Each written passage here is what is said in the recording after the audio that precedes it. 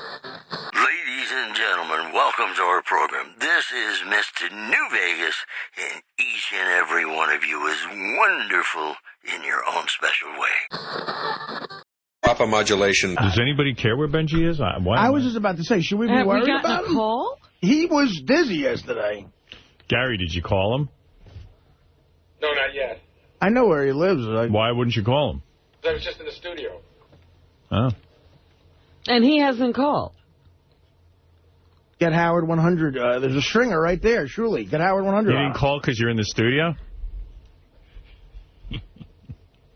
Admit it, you weren't going to call. I don't even know if you wanted us to call him. Well, wouldn't you be embarrassed? I mean, if Benji was laying there dead and you never thought to call? We would get... Like this before, you've been like, whatever. Benji will get here when he gets here. Yeah, but he wasn't fasting then. I'm just thinking the guy's fasting.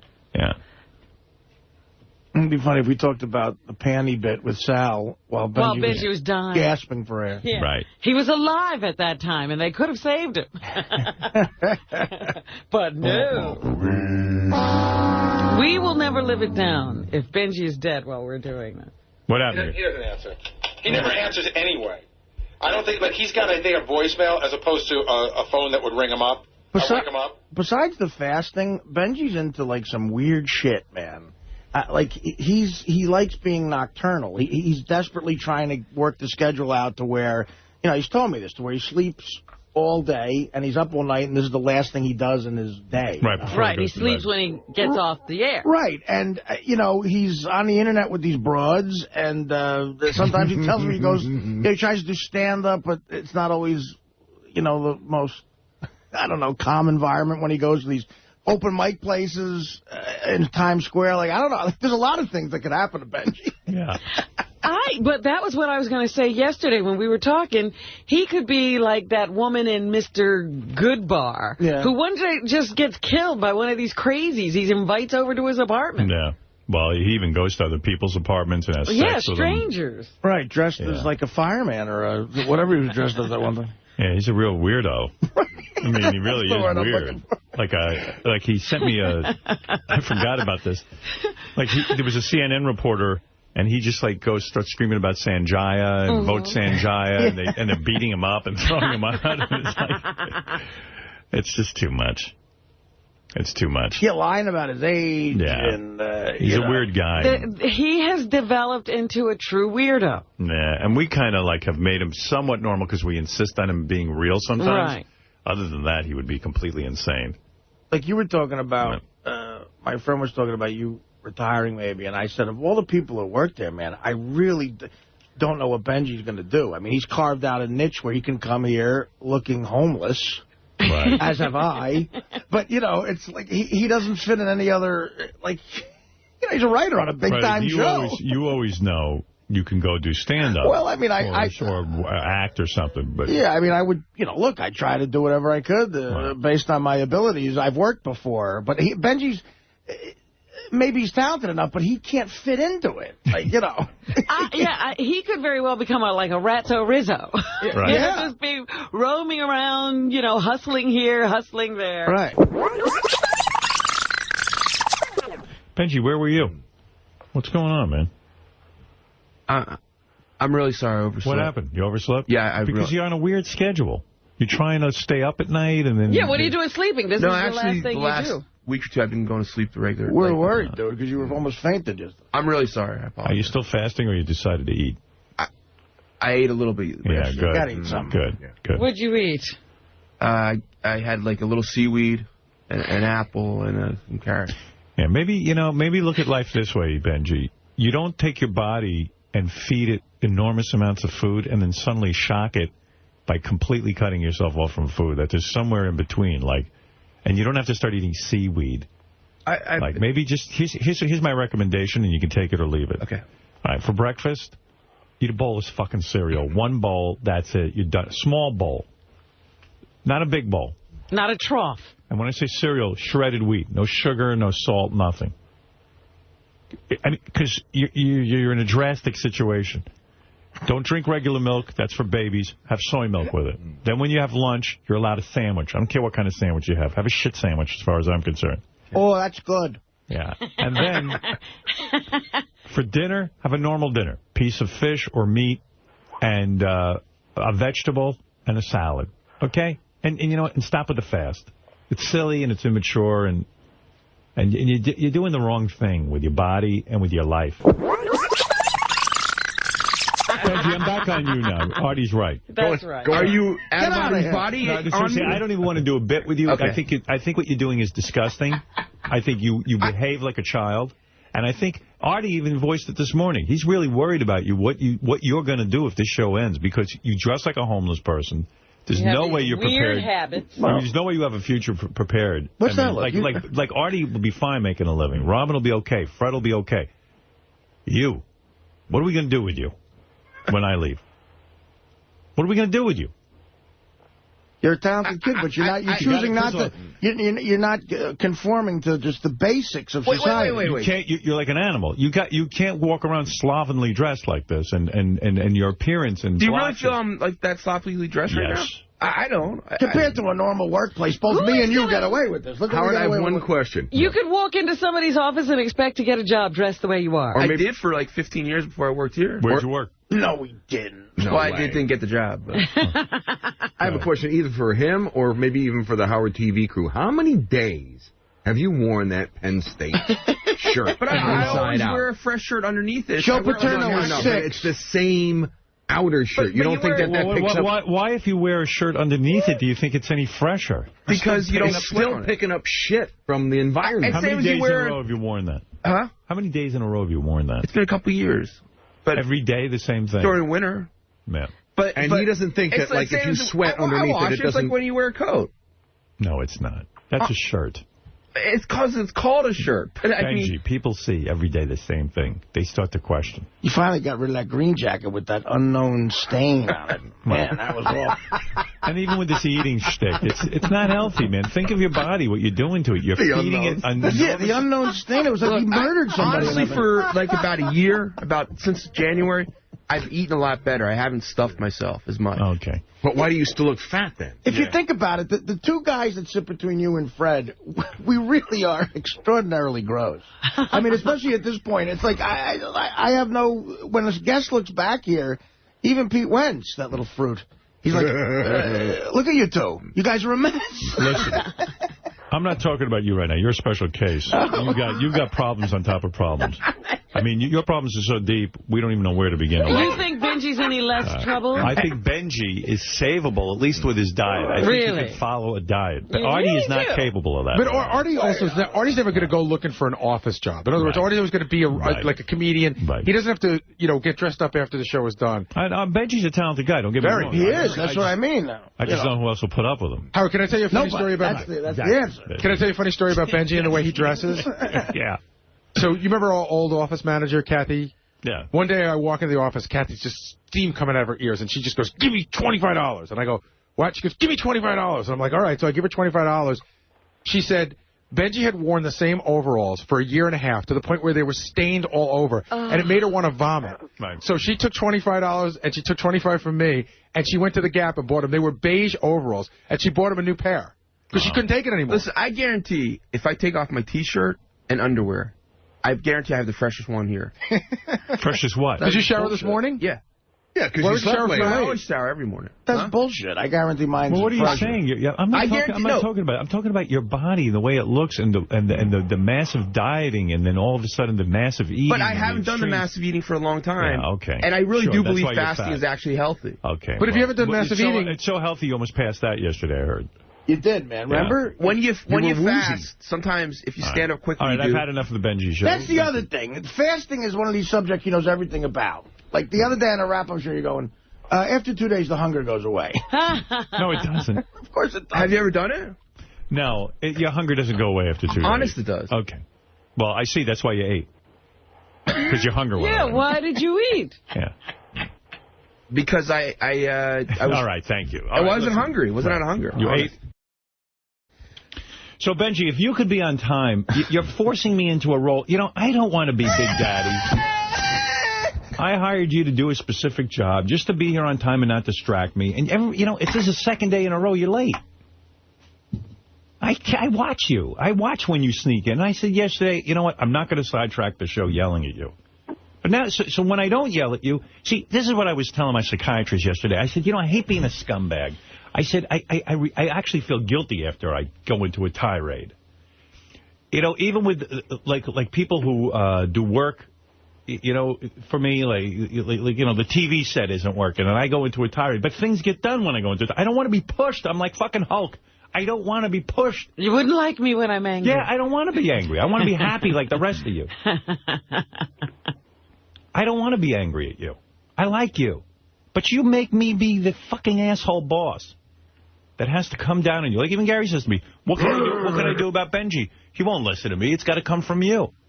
And I go, you're right. Benji knows he gets away with it as long as and I've even said to him, I'm firing you the next time you're late. Oh, plenty of times. I know Benji got here at 6:38 yesterday. 6:38? I know it. I tried to ignore it, and I can't. Because it's a fuck you to me. It's to me a fuck you. Why don't you just fuck me? Just say, Howard, fuck you. I don't care what you say. Say it to me. Go ahead. Be a man and say it to me. Yeah, say it, because that's what you're feeling inside. You don't care about me or my show. Fuck you. It's not. It's a joke. That's not what happened. Why don't you get a job at Saturday Night Live? I know you've applied for jobs. Can't you get a job anywhere but here? Yeah. Then do it already. Be a man. Stop fucking me. Fuck you. But that's not what... I'm tired. My asshole hurts from you sticking your cock in my ass. I've never put my cock in your ass. Okay. Funny guy. 6:38. This guy... I don't even ask him to stay after the show. He really should. He should be back there with Sal and Richard doing shit. I don't even ask him for that. Just come in, do the show, leave.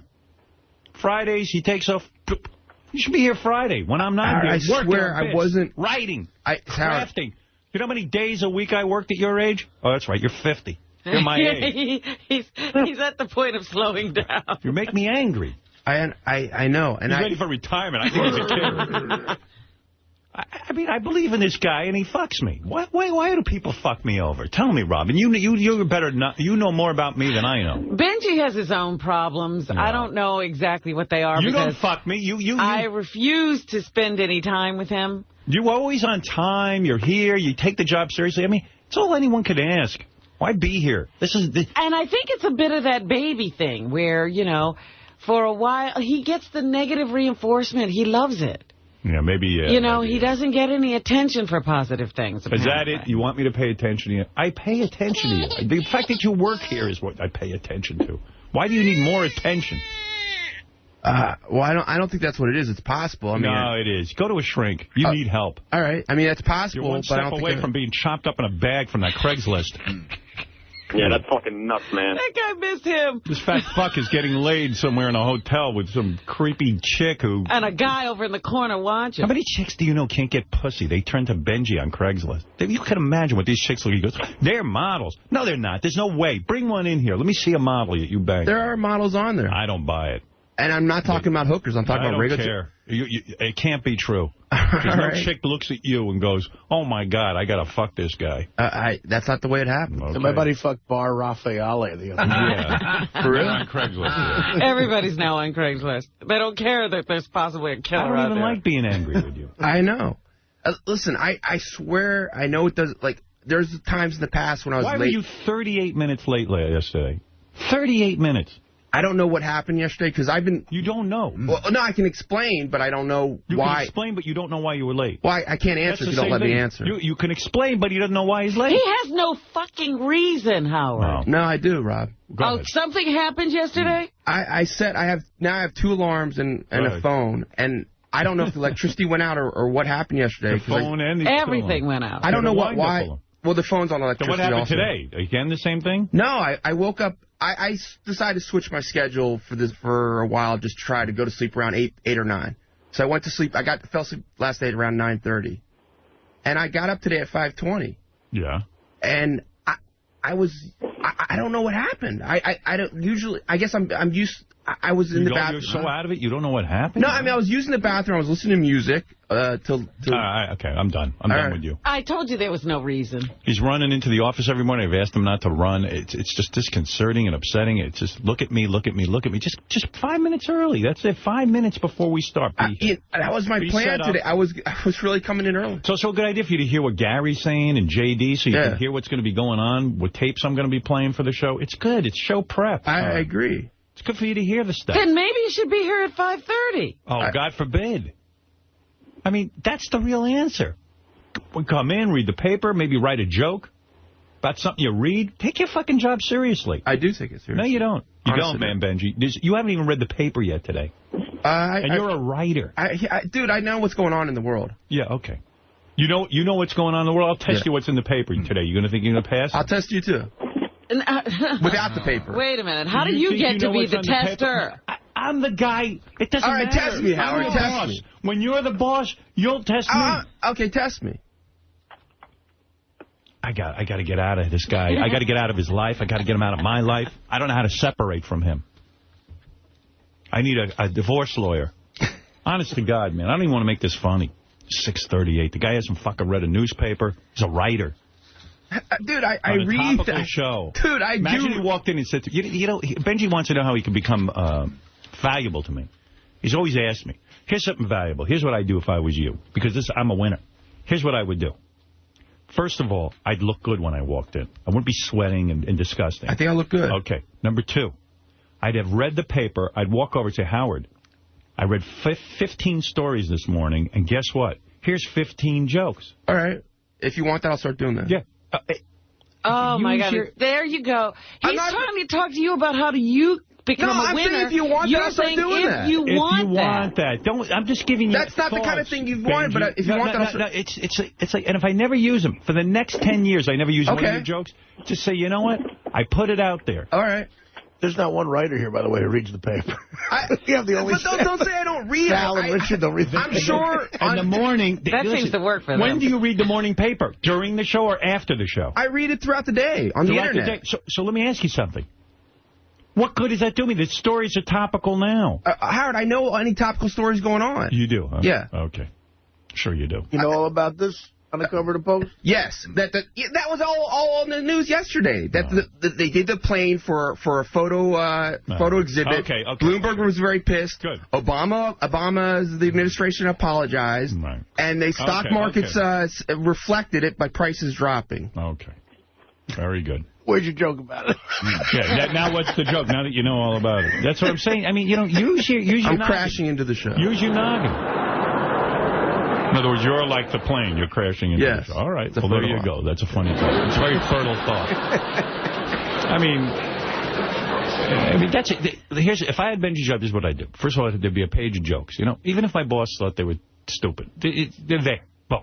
Here's the time. I read the paper, boss. I was in at 5:30 preparing for the show. I heard you talking to JD about this. I'm going to get with Sal afterwards, and we're going to make a phony phone call, or we're going to do a recorded bit. Something. I'm going to go out on the street. You haven't been out on the street in ages. Nothing. I mean, and then you show up 38 minutes late, and I'm supposed to be impressed? I mean, come on, dude. How many more times is he going to take advantage of you? You've told him this over numerous times. It's crazy. I'm bored. And now I start feeling, you see, the worst part of this for me, 15 minutes into the show, is that I had a million great things to talk about, number one, that I'm not talking about. And number two, I feel guilty now because I've yelled at another human being. Now I'm the Hulk and I'm calming down, and now I'm left with guilt. You realize the carnage. Yeah, I mean, I've just obliterated this. I've said things about his appearance I didn't want to say. I've said things about, you know what I mean? I went down and dirty. Yeah. Because I too can be a tantruming child when I can't get what I want. And I'm not getting what I want. I want him to be on time, and I'm not getting it. I want him on time. And I can't get it. And now, and the same with that dickhead Richard. I mean, I have to sit here and I've said it to him. Don't prank the show, because what happens when you prank the show and you don't tell Gary, your prank isn't even that good sometimes. There's a lot of stuff from Richard we don't play on the air. And as you said, he mentioned he knew it wasn't that good. That's why he didn't want to run it by anybody. Yeah. He said, I'll play you the clip. He admits it wasn't that good. So he says, I knew if I ran it by somebody, you would say not to do it. And he and his buddy sitting in a car decided this was absolutely necessary. But why not run it by Gary? Because whether Gary knew or not doesn't affect in here. And at least if Gary okays it, you have that to point to. And Gary never would have okayed it. And he said, all right, fuck it, I won't do it. I don't mind being pranked. You got to understand. But if my crew takes over the show and gives you shitty radio, you're going to blame me. You're going to stop listening. So I have to keep a lid on all these guys. That's what they didn't explain to you on the wrap-up show, because no one there has the brain power to think this through. In other words, let's say I said to the guys, whenever you have something great, just run in and do it. Just run in and do it. The show would be a monstrous mess. But you said exactly the opposite of that. You said everything goes through Gary. Yeah. And they continually break the rule. Yeah. And the reason they break the rules is because we don't fire anyone. Because I do like these guys and I feel bad for them. And that's what happens. Yes, Ralph. Benji doesn't really seem to want the job. I mean, he really doesn't. He's angry about the job. He really thought he'd be... You keep telling him this. He's really acting like an asshole. I mean, 1 million people would kill for that job, and they'd be in at 5 o'clock in the morning, not at 5 after 6. He's angry about the job. I know Benji. Benji thinks I don't know him, but I got him pegged to a T. What's he so angry about? He's angry because he thought it was going to be a year or two on the Howard Stern show, and then he'd be writing, television shows. He's got that disease, too? Yeah. Is it more the anger or for wanting attention? I don't know. You should really get some help. You're just being a smart ass. And everyone sees you being a smart ass. And it's not even funny. Just why should we have to analyze you? Nobody cares about you. And you derail the show for a half an hour. Nobody cares. Even when you ask a question, no one cares. All right. I can guarantee my audience is saying no one cares. All right. Even this all right is annoying. Yeah. You know what I mean? It's just annoying. It's just annoying. I see everything with this guy. Why did you stick him out in the green room for a half? Put with a dunce cap. A dunce cap and a penis on his head. Like attach a penis to his head. I'm a penis. Penis. Right. Was that you live doing penis? Yes. Yeah, good. I don't want to hear from you. I'm concentrating on Benji. Good. Stay away from me. I'm always on time. At least.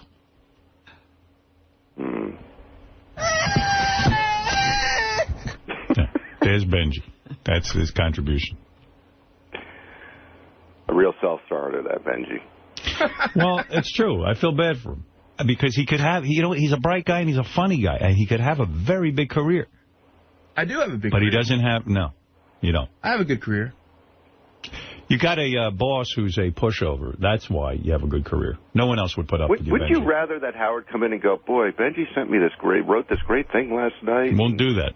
Oh, here's another guy. What is it? I have that dickhead hat you wanted. Yeah, Benji, do me a favor. Can you wear this? It's a big... Sal just made a hat. It's a cowboy hat with a big cock sticking out of the top. Could I get a bigger cock on it? That cock is hardly impressive. There you go.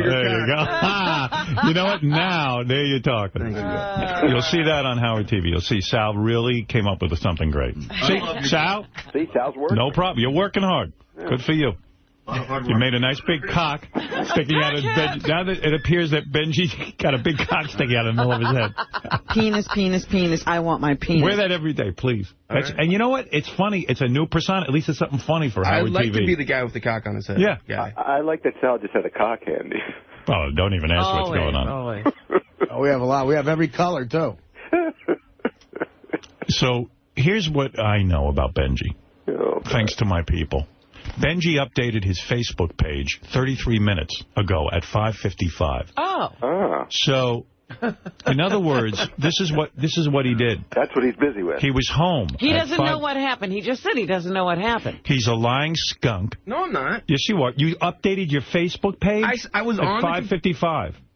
Douchebag, why would you didn't update. Listen, why would your cock I'm telling you, I was using the bathroom. Sorry, my cock fell off. Yeah. I was using the bathroom. Why would you update your Facebook page if you're fucking late for work? I didn't realize. I swear I didn't. I was sitting there using the toilet. You know what, man? You're full of shit. I swear on my life. Yeah, well, of course you don't realize, because you don't give a shit about being late. If you knew I was going to fire you, I have to fire you to teach you a lesson. Howard, I swear. And then we'll see how you do out there.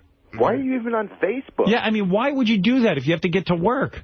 I thought I was sitting there. I thought I had plenty of time. I just didn't. It just all of a sudden hit me like, oh my God, what time it was. Imagine you got fucking watch.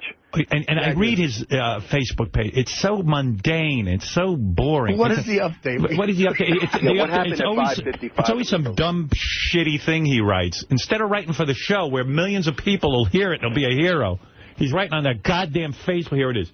Benji Bronk wonders who hit women harder, John Lennon or Chris Brown. Women is the N-word of the world. Wow. First of all, the song is woman is the nigger of the world. So if you're going to go for it, write the whole N-word out. It's a joke. It's woman, W-O-M-Y-N. So you wrote a joke.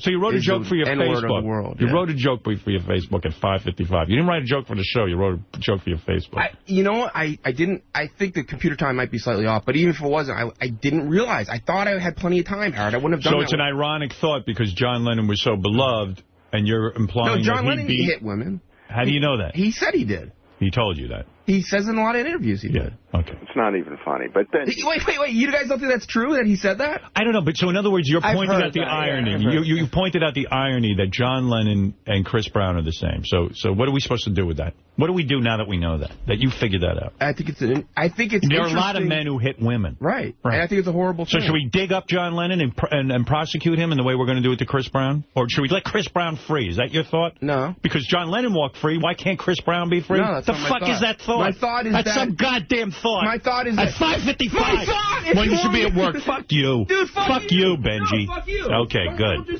Fucking Benji, man. 5:55. You came up with that thought. I can't even tell. Is the mic on? No, it's gone, man. Your cock is off and your fucking microphone's off. And now I feel like shit. That's what I'm saying. Now it's 6:25 and I haven't done all my funny stuff. You shouldn't feel that I prepared last night. You shouldn't feel like shit. Yeah, well. You should, because now you're making a joke of it, too. I mean, I am. You're right. Get me off this. Thank you. Yeah. Goodbye. Bye. Goodbye. I want to throw up. It's not a joke to me. But it does come off that way because I'm like the boy who cried wolf. I keep screaming about this stuff. Anyway, that's why I'm explaining to you why I wouldn't let him get away with that shit. Because he'd be doing it all day. We'd be busy with Richard jokes and pranks. And the show would really suck. You know, I gotta get out of this already. I'm too old for this. I feel like a kindergarten teacher. You know what I mean? I feel like Mrs. McKendrick, my kindergarten teacher. She stood there. And I remember I was wearing a big hat with bunny ears.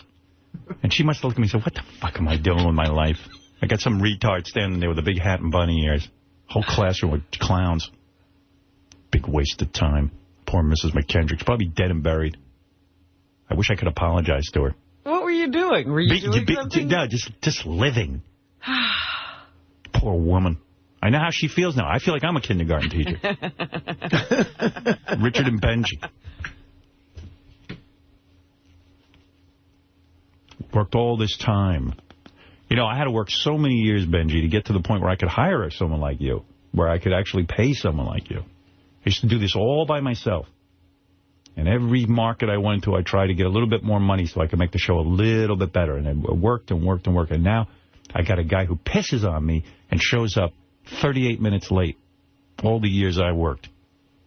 38, I would never be 38. And there is no consequence to his 38. When I worked in Hartford Boy or WRNW, 38 minutes late. I would never be 38 minutes late. And I would never say I'm on Facebook. Why doesn't Benji take the example of looking at you? You are the first person here. I don't know why. I don't know. He wants to be successful. Why wouldn't he emulate you instead of irritating you? Because he's angry with me, that he's not me. His jealousy is... But the only way to get there is I feel it on my back. Well, you. I definitely have some jealousy of you. I don't think I'm angry at you, though. And really, Benji shouldn't even be in here. He can write from the office and feed me the material. Yeah, he had to be in here. And now you're in here, and you're just pissing me off. All right. By showing up 38 minutes late. Go right from the other room. Why do you need to sit in here? What is the point? Why do you need to be someone who sits in here? I know that's important to you. Sit in the other room. I'll never know if you're there or not. You could be as late as you want. You could show up, not show up. Who gives a shit? I mean, really. Well, that is quite a statement there. I need to be here so you can see that I'm late. Yeah. He's put himself in the room with me so that I can be irritated by him. We have technology. He could do it from home, right? Sure, of course. just He doesn't as much even have as to he be here. Facebooks from home. Right. Why does he even need to be here? I'm not even sure why you need to be here. All right. All right. I mean, it's all right. Explain to me. It's all right, so you don't want to be in here. No, okay, so fine. So go in the other room and write. I do want to be in here. Please go sit next to Gary and write. I do want to be. Why? Why do you need to be in here? Explain it to me. Well, there's no exact reason why for anything. Because you want to be on camera. You want to be part of the team. You want to be set above everyone else. No, I want Richard and Sal in here ahead of you. Okay. At least they're on time. These fucking guys get in here. Bing, bam, boom. Richard's in there before I'm here. I see him in there. He's constantly working, this guy. You notice if his arm was falling off, he really would come in. He would. Before going to the emergency room. I've wasted a half hour of the show. I apologize to my audience. Again, I've done bad radio. I admit it.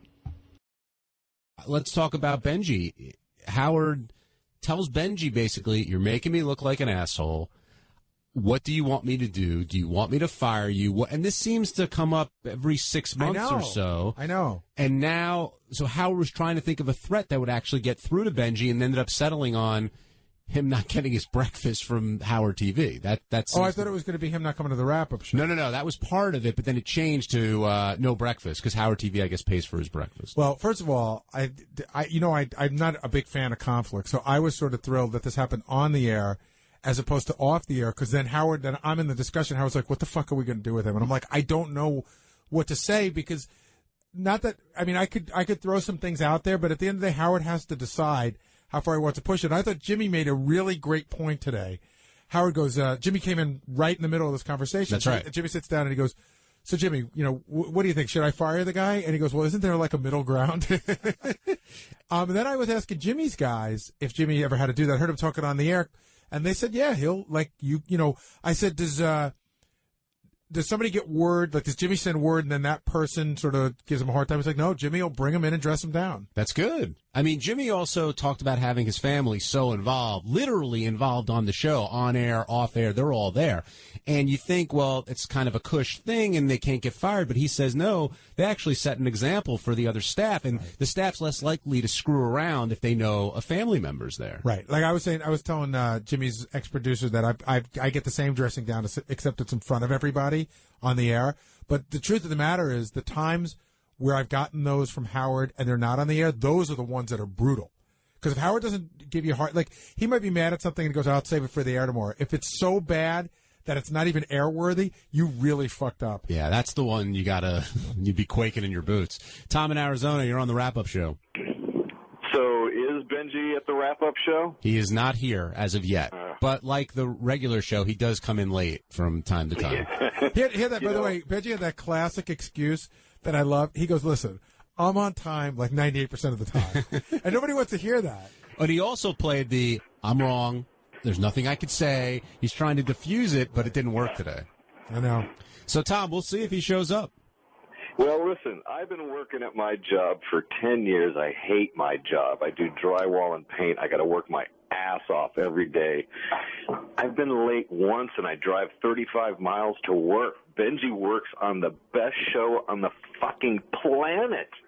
How can you be late? And by the way, lives closer than anybody else on the show. He's the I know, that's what I heard. And it really is true. I remember, for years, whenever you're about the person that lives the closest always seems to be late. Because they think I have enough time. And they never do. But I don't know, even if Benji didn't live close, I have a feeling he would be. It's just his M.O., and it really here starts with Howard right down. Howard's here way early. Everybody else gets here with plenty of time to spare. And Benji really is on his own here. And I don't know, maybe there needs to be some kind of real consequence to get him to come through. You're right. Listen, John, you live, 30 miles away? Yeah. Okay, and you're in before me. I'm 35 miles away. I'm in, Will and, Jason comes from New Jersey, has to take public transportation. Well, you and I also leave early just in case something happens along the way to delay you and make you late. And that was one of my, Stuttering John was my Benji. he was late all the time, which Howard wouldn't see. And I would give John a hard time. And then I started bringing it onto the air that John was late so that John would get shit because he wasn't listening to me. And John would go, well, what do you want? It snowed last night. I go, I know this sounds crazy, John, but like, I listened to the news report last night. I heard it was going to snow, so I did this crazy thing. I set my alarm 15 minutes earlier. And he looked at me like I was talking Martian. Well, there it is, Tom. We'll see if Benji comes down. Do you think that punctuality says a lot about a person?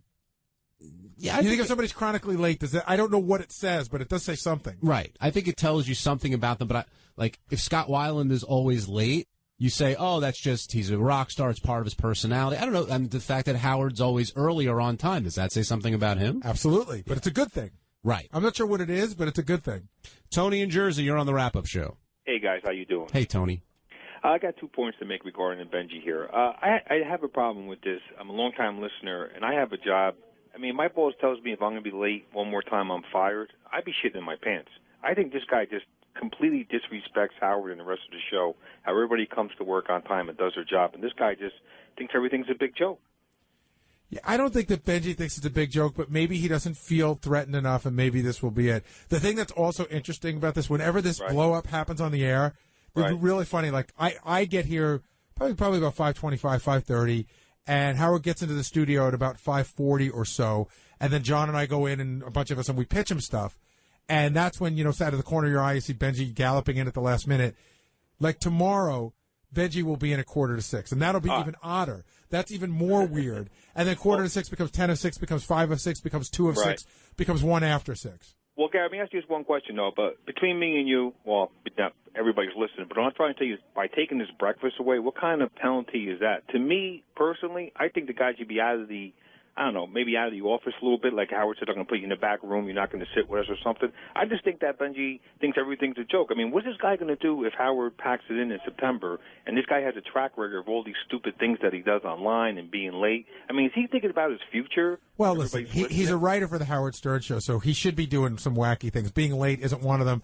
I don't know that anybody's going to know he was late, but they will know he is at the next job, and they'll have to deal with it accordingly. All right. Thanks for taking my call. Have a good day. Thank you, Tony. I forgot who said it to me. It might have been you, Steve, or somebody in the back said it.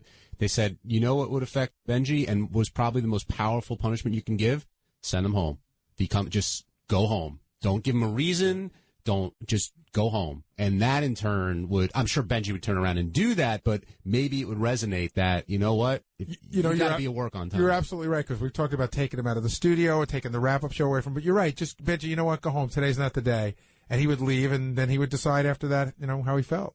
All right, Ted, we're going to take a break because we started a little late. We'll see if Benji's going to show up here. When we come back, Jimmy Kimmel, what does he add to the program when he's here? Plus, Miss Howard TV, Stone Temple Pilots. Everything happened on today's show. We'll try to talk about it on the wrap-up show. You're listening to us on Howard 100 and Howard 101.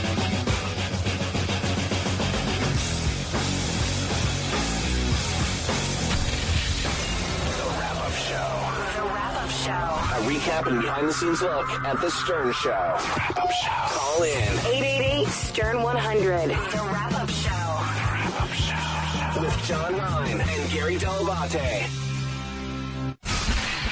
Hey, Parker. And play back. Hello, this is Johnny Knoxville, and you're listening to John Hine and Gary Delabate on The Wrap-Up Show. Welcome back to The Wrap-Up Show. By the way, I would like to try some of Johnny Knoxville's moonshine. I thought it sounded awesome. They made it sound awfully good. And especially if Courtney Cox is passing it to you. You don't have a choice. Yeah, I think that's the only way I'd be drinking it is if she were, like, sharing the glass with me. Otherwise, keep it away from me. I've always heard, like, if you drink too much of it, like, people in college would get it. It could make you blind and stuff. I've heard that, too, because of all the toxins. No, it does, because it's not regulated. Right. You can get it like it's almost like 180 proof or something. Well, when Courtney Cox is handing it to you, I don't think you're thinking that way. Exactly. It's just a matter of sucking it down. But that's trust. It's trust that, that you're not, something bad is not going to happen to you. Hey, there goes the big black guy that just got voted off American Idol. What's his name again? Oh, Michael Lynch? The trainer. I wish he was here early. We would have dragged him right in the studio and asked him how he became a trainer. Yeah, it would have been great to have him do some sit-ups, some push-ups, some jumping jacks. Well, Fred's here. Not on a floating floor. Fred's here, and yes, Benji is here on the wrap-up show. That was not his punishment. His punishment was breakfast. And Benji, before... Are they going to really follow through with that, though? I don't think they could do that. There are those... So, Benji, we were talking a lot about it. There are those who think that the punishment wasn't harsh enough, that breakfast is like so big deal you have to take $5 out of your pocket every day. Some people were saying that something that might get through to you if Howard said, you know what, Benji, you're late today. Just go home today. Just today, go home. Mm-hmm. Do you think that... Would that work on you? Listen, it's not like No, I get it, but I know you're not doing it on purpose. A copy of Oh My Dog would come in handy because Beth believes in positive reinforcement rather than hitting somebody with a newspaper. If you got sent home, would you go holy shit, or would that just make you... I go holy shit as it is. Right. So I don't. It's embarrassing. I don't want to be known for that, and it's not something I... But I tell you, I scratch my head every time you do come in late, I'll be honest with you, because there are times when the show doesn't start till like 6:01, 6:02, and 6 o'clock, I think that's a very fair time for someone to show up. I don't understand why it's impossible for you to come in here. It's not. And I do want to... Listen, it's wrong at any moment. It's wrong any moment, but I do want to put it in perspective when people just hear the word late. The song was, like, the intro song was still going on. See, you're playing semantics. Right, no. I'm not playing semantics for you guys. I'm playing semantics for people hearing. You're cutting it too close for comfort. I agree. It's like if you commit a crime and someone says something as simple as, I ran a stop sign. Well, I didn't really run the stop sign. Well, you either ran the stop sign or you didn't. You're either late or you're not. Well, I think there's different degrees of a crime. If you were, I do. Benji, Howard even made the point to say, look, we're meeting before the show starts, 15 minutes, 20 minutes before. You're a writer. You should be there. You should be a part of it. And he feels like not only you're disrespecting the show, you're disrespecting him. Because he's saying to you, yeah, he's saying, I don't want to be an asshole. People are going to think, well, they could take advantage of me because you keep doing this. Well, it's also not, when you say keep doing, I have a reputation. So anytime it happens, it explodes. But hold on a second. How did you get the reputation? I used to be much more of a problem with it. It's been about a year since this has happened. Right, but it hasn't happened to anybody else for a year. But it doesn't become an issue when it happens to anyone else. Because it doesn't happen often. Listen, I'm not going to argue it because what I do is wrong. If I did it, it's wrong. But it has happened to other people, and it has. No, but it doesn't happen to other people repeatedly. No. Like I'm saying now if it doesn't happen to me for a year, and I hope it never happens again. But if in a year it happens, it'll be a huge thing for when it happens. What steps are you going to take to make sure it doesn't happen? I will get it. I'll get another alarm clock. I have a couple right now. Yeah, but can I tell you something that would make this different? Can I tell you something that in a year wouldn't make it a big deal? If you were sitting in there every day at 5:45, okay, and we saw you every day at 5:45, and then one day you were late, I think that would be a lot different than there's days that you slip through that door just on time where you're technically not late, but you barely make it in. So I think when Howard sees you barely making it in his head, it's like, he almost pissed me off. But if you were there every day at 5:45, that wouldn't be in his head. Right. You're right. So that's good advice. I said starting tomorrow you'll be there at 5:45, and then what happens is Monday is 10:06 and Tuesday is 5:06. I have a question. You really do. After this happens, you always end up coming in early for a couple of days. I have a question for everybody in the room of the principal players here. How many times have you been late? Oh, come on. No, it's a fair question. No? Why is that not a fair question? Okay, it's like asking someone how many times have you cheated on your wife. No, it's not. No, I'll be really upfront. It's a little different. I think, in comparison. What I'm saying is no one's going to say, like, oh, yeah, I was... Okay, I think he will be. I can tell you how many times I've been late. How many times? 2.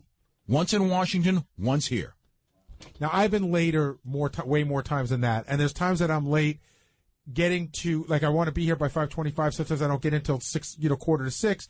And I call. I don't oversleep, but what happens is you get stuck on the road. John knows what it is. You get a flat tire. And I call ahead and I have another plan in effect. But I can think of probably in the amount of time here, I'd say in 26 years, there's 4 times that I remember like really oversleeping. One time I overslept. I think I woke up at 7, and it was so ridiculous they didn't even get mad at me. I closed, and it just like So I'd say 4, maybe 5 times 24 years. Yeah, because there was one time I overslept. That's a whole other story. I was out late. How many times? I've never been late. There you go. Sorry, Benj. Hey, John. I've never cheated on my wife. Okay, good.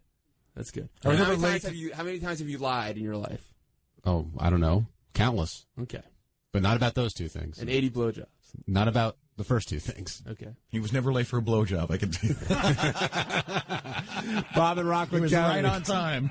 Bob, you're on the wrap-up show. Can we all agree that Howard is super loyal to a fault, and that Benji might be taking advantage of that loyalty?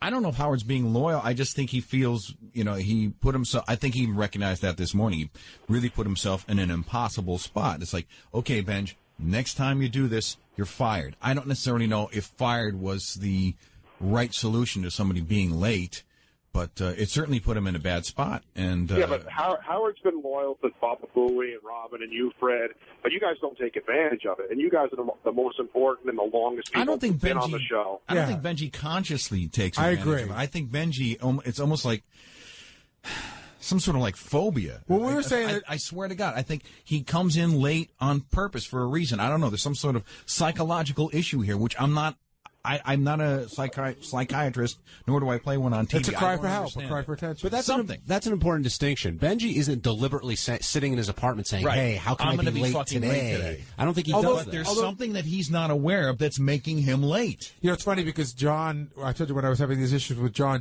was after like a long time, he tried to float the OCD thing at me, that he gets up early every day, but he couldn't get out of his house because he had OCD. I wouldn't buy it. It's your job. Show up to work on time. I mean, that's what it comes down to. Maybe it's a pressure thing. I don't know. Do you think Benji suffers from the fact that he lives so insanely close? Like I was saying before you guys get in here. He's basically almost 2 doors down. The person that lives the closest, you never feel the pressure because you're like, I live so close. Like if you lived where I lived and you knew you had to get up at the same time every day and do that, would you be different? I'll stay with you for a week and we'll find out. I would have you. Okay. Who floated, night terrors. Who floated the OCD rumor? Him? No, he was talking about Stuttering John. That was Stuttering John. He had OCD. Oh. That's why he was late. But he might have some sort of OCD thing going I definitely think I do from what I've read about OCD. But again, whatever your handicap is, it's your responsibility to work around it. I don't think it's anyone else's. I almost do think it's not like a conscious thing on your part. Agreed. And Howard's in the spot like a parent. I mean, we all have kids. And you're a parent. If you do this, if you don't do this, I'm gonna, and you don't follow through, right, eventually your kids can just walk all over you. Absolutely. All right. I think we've dwelled on this a bit too long. Let's move on to good luck, Benj.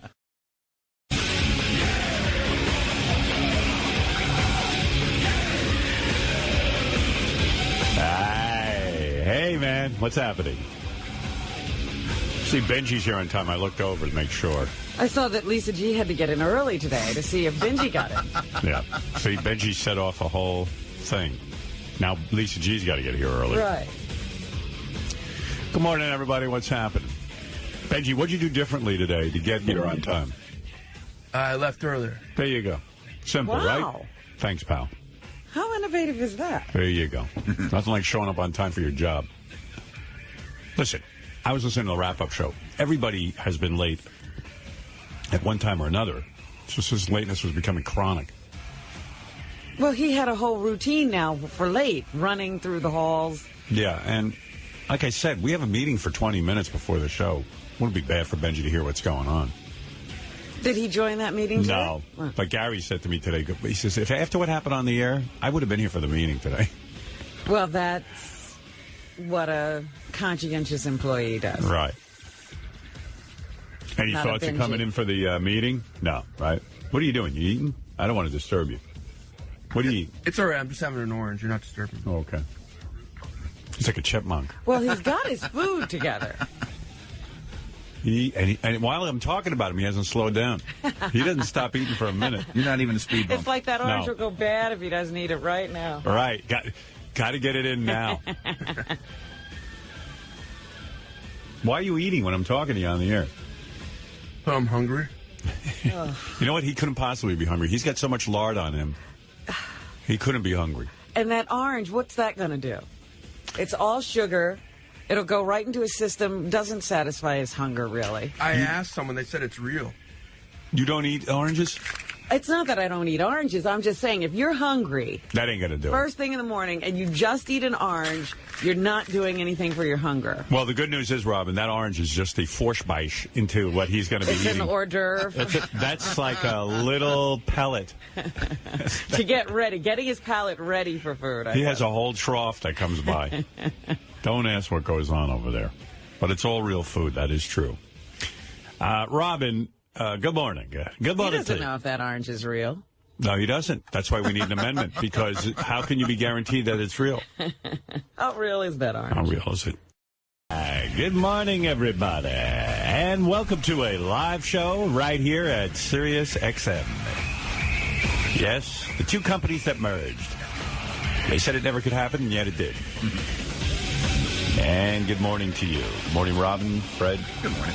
Anybody else who's around here? No, Benji? Ooh. There you go. He's not there? Well, what do I do now? Oh. Well, we should hear his reason for being late. Or is he sick? I don't know. At all? I don't know what's with Benji. I don't know why he can't get here on time. It's so simple. Set the clock. Come on in. I'm sure he's... there he is. Benji, what do we talk about? What's going on, man? I can't have this conversation again. It's just too draining. Now he's got to get himself set up, yeah. Sneak into his chair. What do you want me to do with you? What should I do? What's the punishment? What happened? Why are you late? Why are you late? Jeez. Benji, why are you late? I'm catching my breath, sorry. What? What happened? What am I supposed to do with you? You're making me look bad. I had this fucking conversation with you 900 times. What's going on? If you could get here at 6:02, can't you get here at 10 to 6? Yeah, you know, I'm sorry. What? Seriously, all bullshit aside, what's going on? What happens to you? I don't get it. You're making me look bad. I'm serious. What the fuck am I supposed to do? I need you to get here on time, and you're not doing it. And we had this discussion. It's boring already. What happened? I took an Ambien. I shouldn't have done it last night because I couldn't get to sleep. And do you have an alarm clock? Yeah. And what do? You sleep through it? I slept through it, yeah. You're such a fucking asshole. I mean, I don't know what to do with you, man. What am I supposed to do?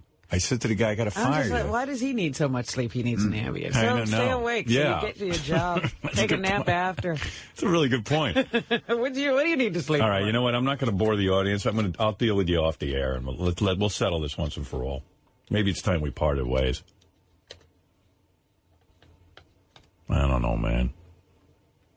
I like you. It's nothing personal. It's just you're making me look bad, and, you know, it's time for you to... The tribe has spoken.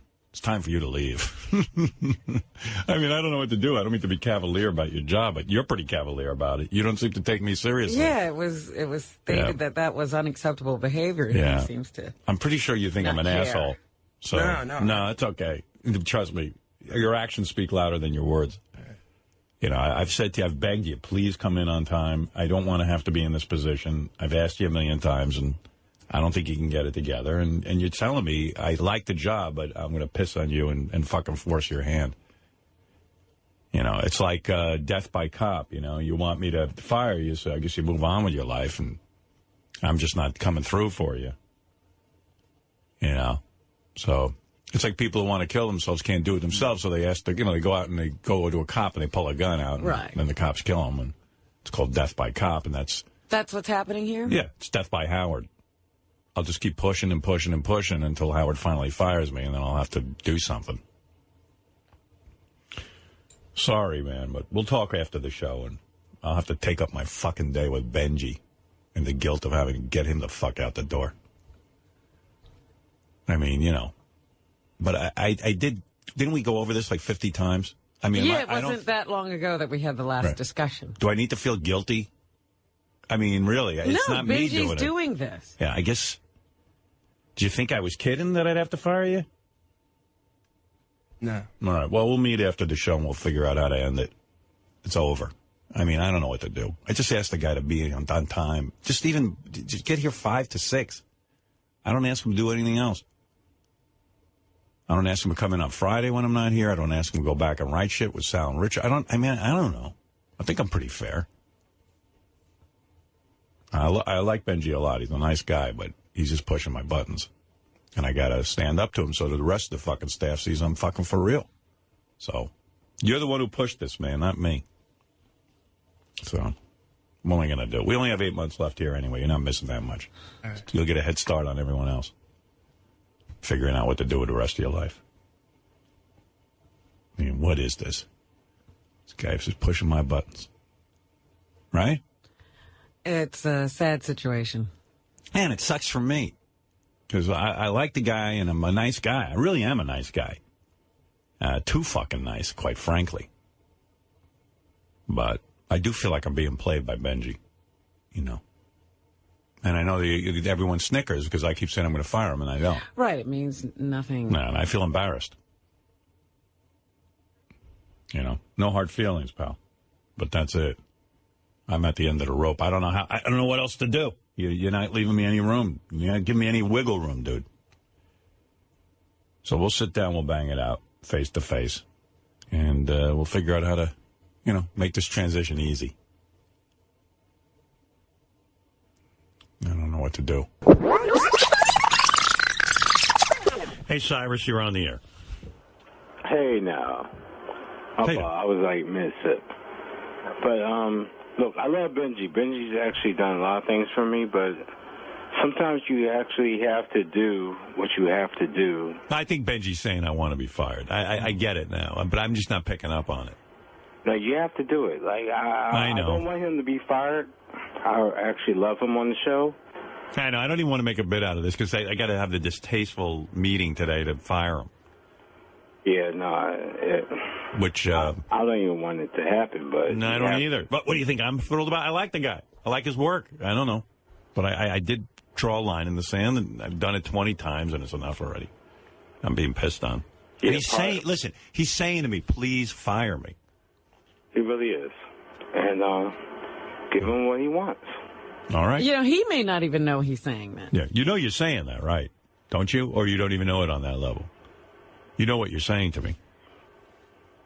I mean, think about it. I mean, I believe you that it's possible that right. maybe some part of my mind is saying that, but I don't, at least on the surface, I don't feel it at all. Yeah, it's a real shame. Maybe you should get in touch with that. I mean, what else would it be? I've said to him 20 times, I'm going to fire you. I have to, because you're making me look bad. I need you to just be on time. And he just said, okay. Every time he says, okay, and then he just shows up late. Mm-hmm. And I don't know. Sometimes you have to be knocked down to be picked up. Yeah. So Howard has to knock you down right now. Well, it's just that I feel like a fool if I don't. All right, Eric, you're on the air. I don't want to talk about it because it's actually going to go down. Well, yeah, Eric, go ahead. Hello. Hey. I think you should just get it over with. Benji, you're fired. Have him leave the studio. And all day it's going to be a thing. I know. I don't want to dwell on it.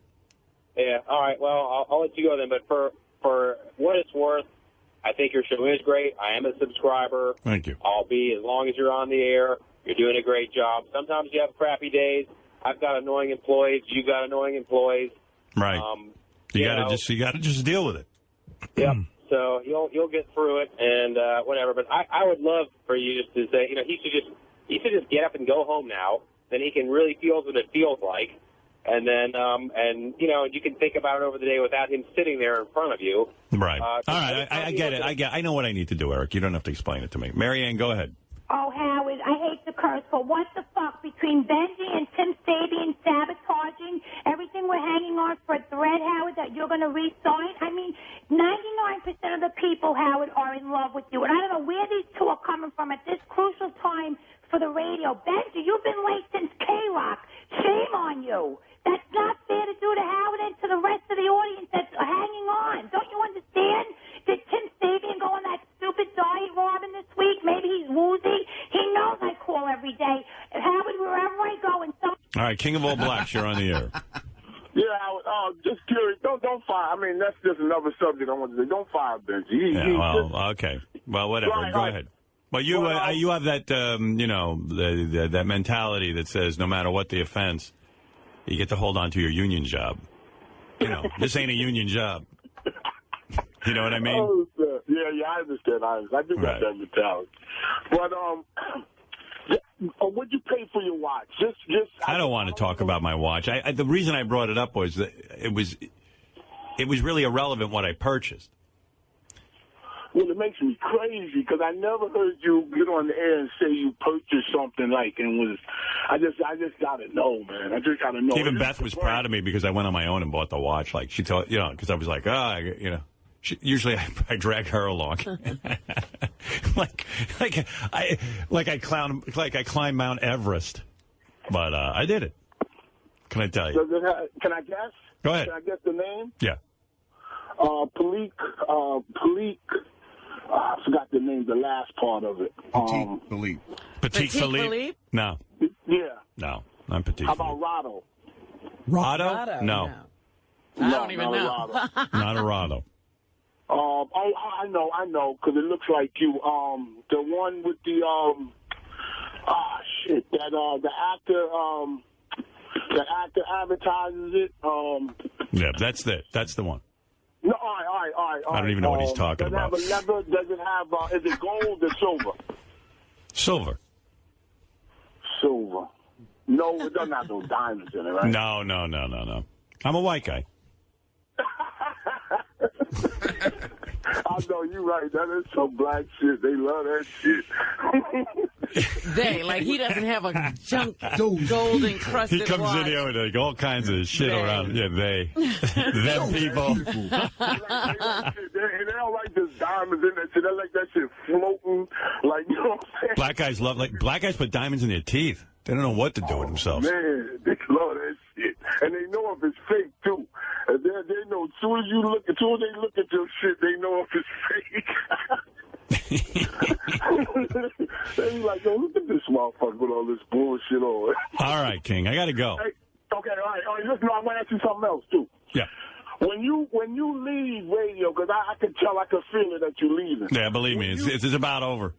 Yeah, I mean, especially having to fire Benji today. Like, I think that's what I really want to do all day. What do you have for us from the Howard 100 News? All right. Behavior analyst Lee Aiello says when Benji Bronk is late, it's like a kid in school screaming for attention. It's very childlike. Yeah, great. She said by getting mad, you're giving him the attention he wants and reinforcing the behavior. So what do I do? She says you need to start from scratch, so he feels he needs to earn the activities he likes. Like he has to earn the wrap-up show. He has to earn getting a free breakfast. How about I just fire him, which is what I'm inclined to do, because I've already had this discussion with him 50 times. Well, she says you just need to take things away because you say that it's like you a little babe, but that's what I did with my kids when they were 2. You know, you can't have your TV show or something. There you go. Wow, He has to earn sitting in the studio. That's what she says. And then you slowly give back the things he enjoys doing, similar to what Beth says in her book, Oh, My Dog. So you're training him like a dog? Yes. Wow. Would you just prefer I fire you? You really want to go through that? You don't want to be trained, do you? You really want to be trained like a dog, you maniac? What do you prefer? You want to just be fired or you want to be trained? Give me the choice. I'll give you the choice. Fired. You'd rather be fired? Than trained? Yeah. Like a dog? Yeah. All right. I'll fire you after the show. I mean it. I don't blame him. At least I'd rather be treated like a man than a child. But then you act like a man. Act like a man. They already took away his breakfast. Well, good. Breakfast. Thank you. Why are we giving him free breakfast? Like a man. I don't want any more free breakfast for him. Well, he's not going to be here. You said you're going to fire him. Right. I'll fire him after the show. Want me to train you? Yeah, I tell you what. Why don't I try this? I'd like to see you keep your job. All right. You want to try it? Sure. Okay. No more wrap-up show. Gary, Benji's not allowed on the wrap-up show, and no more plugs on the wrap-up show. But that fucking... What is it? What is that stupid plug you have? I still don't know what it is. By plugging it, I'd be plugging it. What is it? What is that plug? that you give at the end. Well, what is the Bang website? Bang show? Your Bang Bang website. What is the website that no one knows what it is and no one's ever visited it? What is that? It's a website. Yeah. What is the name of it? BangBangShow.com. Bang Bang Show, yeah. That's the plug he gives at the end of the show when I go, I don't give a shit. I'm never going there. Take away the plug. Take away the breakfast. Gary, you there?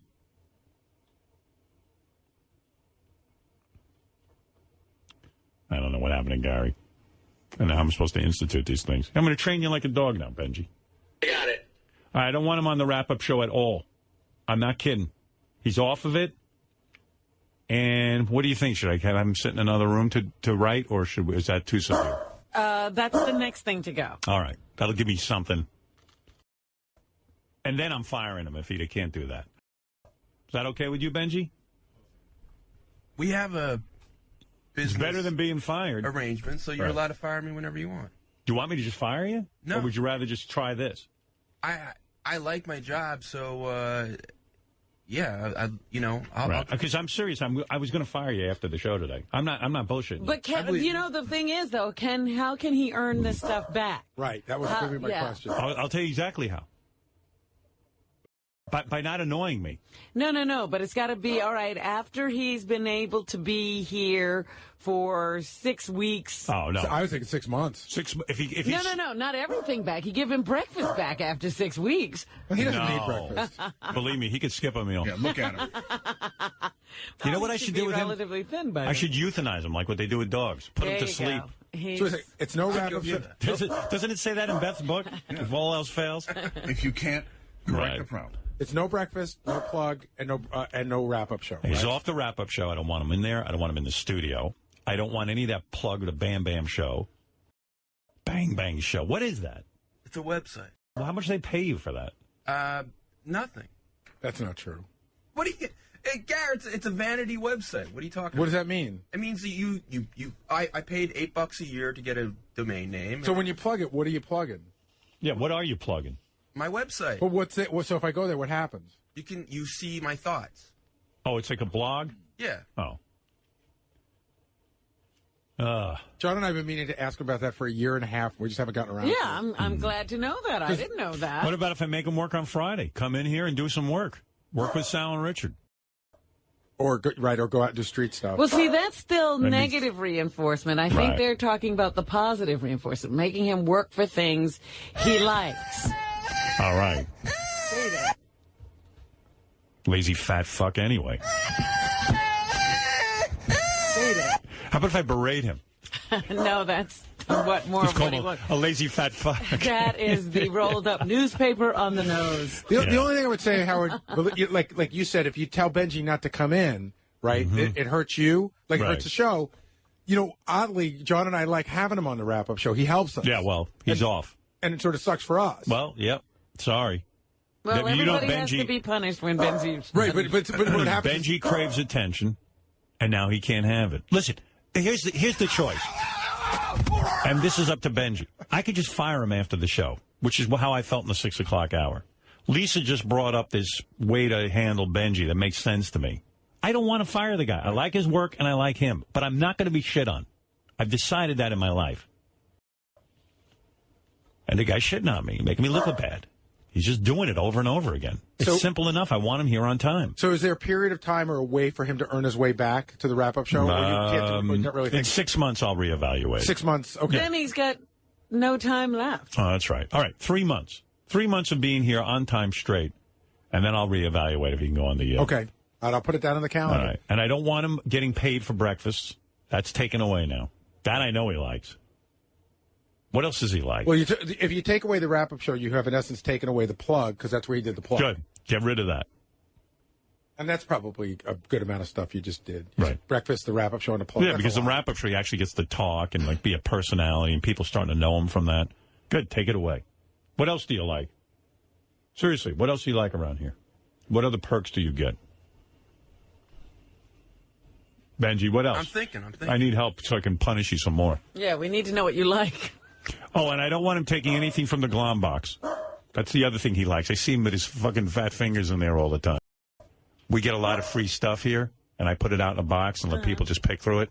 I see him picking through there like he's homeless. No more glom for you for the next 3 months. Benji, you hear me? Mm-hmm. No glom. Tracy, no glom for him. No glom, no free breakfast, no wrap-up show. 3 months. You know? If I could take away those sluts you bang, I would do that too, but I can't. I don't bang any sluts. Okay, sure. Sure. What else, Lisa? Thank you for that. You just saved Benji's job, so he should get on his knees and kiss your feet. Go ahead. Well, it was a fan who called us, who emailed Howard 100 News. Well, okay, I'll try it. But if he's late again, I'm firing him. I mean, this all goes out the window. If he can't be here, I mean, come on, man. It's 4 hours. What else? Congratulations to the Howard Stern. I bet if I was a slut and I said I'm going to fuck you, he'd be on time. Oh, yes. Yeah. Bells on. Yeah. He'd be there an hour early. Guess he'd show up. I got my dildo. Yeah, here's my black dildo. Here's my big red dildo. I went to bed about 10 o'clock last night. I have an alarm clock next to my bed. And listen to this crazy thing. The alarm goes off. I turn it off and get up. Do you really? Yeah. And then I get dressed. And I look at my watch and I go, oh, I have 5 minutes to read my email. And then I must get to work. That's the concept. I mean, it's so simple. And so now, like, Benji went overboard and he's here at 4 o'clock in the morning, which is not realistic either. But again, he has some crazy sleep cycle. And I know. Therefore, he's up late or something. But it's fine with me. Come in at 4 in the morning. It sounds great. Whatever you have to do to just be here when the show starts. I'm embarrassed at being late once, but the truth is, you guys characterize it. I was late maybe 3 or 4 times in 12 months. No, you're that's not true, Benji. Yes, it is. All right, well, look it up. Don't be late anymore. Okay. I'm not going to look it up, be honest with you. That's not my job. I don't care about looking up what time you come in. I'm just asking you to stop feeling challenged by me on this. I don't. I mean, I think I'm just it's saying completely reasonable for you to want everyone here on time. Right. But I do think you have it in your head that I'm much more so than most people here. And I don't think that's true. I'm very aware when that door swings open and I'm about to start the show.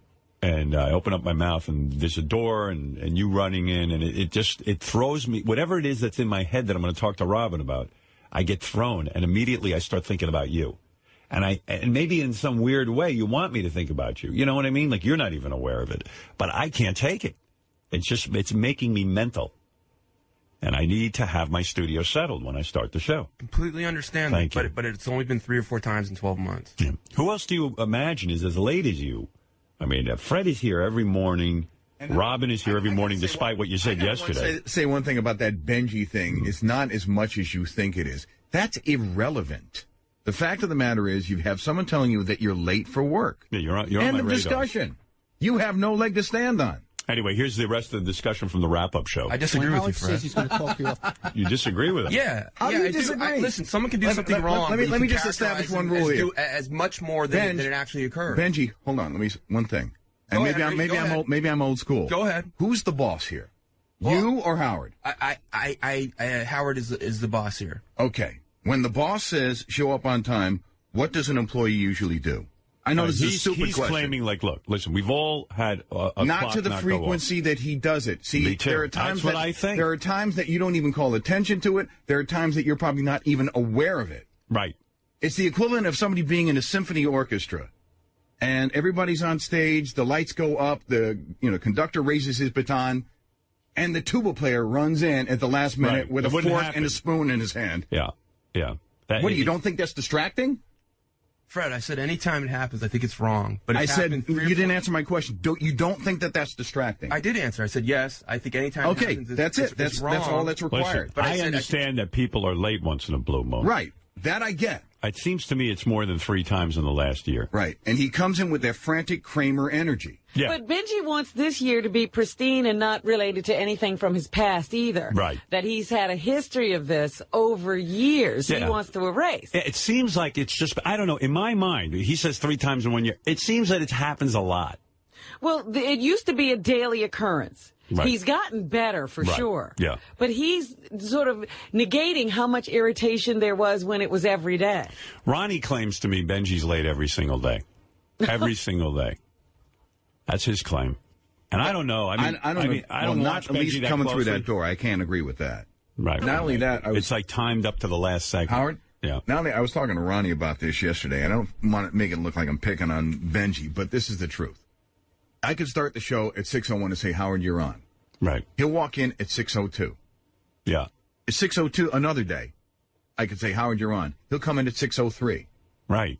Or it's 5:59. He'll come in at 6:01 and a half. I don't get it. It's always within that minute. Yeah, it's within seconds. It's not 10 minutes. It's not 15 minutes. It's not a half an hour. He's right. It's a minute. How could that be? How could he be so precise now? I don't know. I don't know what's going on. I don't get it. Well, it's not to challenge you. It's not. It feels that way to me. And though, I know that because I'm always looking over my shoulder and looking at the clock, and I see it every day. See, the problem is, I know you're not challenging. I hear you, but it feels that way to me. I feel like my back's up against the wall with this. Right. You know. And I don't want to have to punish you. It's ridiculous. I mean, you're a grown man. Just be here on time. But I agree with Ronnie. I think there's some sort of mental issue here. I don't think he's trying to be disrespectful. I really don't. Hey, I've got a little theory, dude, honestly, about what happened here. Howard was pissed as shit this morning. Oh, this one I'm not even going to play. It's crazy. This guy's theory was that I text Lisa G. I was firing Benji, and then I text Lisa G during the show. And say what? Like when we were on a commercial break, I texted her and said, come in here and say something to save Benji. Oh, like you planned that whole thing. You saved Benji's job after firing him. So Gary explained to the caller, I was with Howard during the commercials, and we were busy going over the show. Texting. I don't even know. By the way, I don't have Lisa G's text. I don't even know how to. I don't have her phone number. I don't have any of that. I always hated the boss. I don't want to be the boss. And he's put me in that position. With all the other guys, I don't ever have to be boss. You know, it's great. Everybody just kind of does their thing, and we just know we're pros, and we come in and we do our job. That's it. You know, we know how to get it done. It's like a nice little team. Well, anyway, so Benji was here an hour early. That's the, if you were curious. Maybe even earlier than an hour. So now he's completely overboard the other way, which is fine with me. That doesn't bother me. That's he'll okay. Come in here and sleep? Right. Yeah, because someone said, go in and look, Benji's asleep in the studio. I go, this guy's nuts. I mean, it's like a complete overreaction. By the way, did you notice? Yeah. So I walked into the studio because I come in like 10 minutes before you. Yeah. And I noticed Benji sleeping. I had my eyes closed. I was talking to one of the interns. I couldn't tell whether he was sleep talking or whether. Yeah. I thought there was a shtick going on where he was pretending to sleep talk. Right. I thought he was talking in his sleep. There was a guy, Matt, here, who's an intern. We were talking. But his eyes were closed, and Benji was looking the other way. Yeah, we didn't know what was up. I thought it was a new thing. A new shtick. Like, yeah, because he does say he has night terrors and talks in his sleep. I thought we were getting a look at that. In the continuing Benji saga, yes, Benji was here on time, and I appreciate that. But I heard he slept on the floor here. You know, it's crazy. I don't understand why the alarm clock doesn't work for him. But so what happens? He goes to sleep at his crazy hour, and when he wakes up, he comes into work? How did it work? How'd you end up sleeping on the floor, Benji?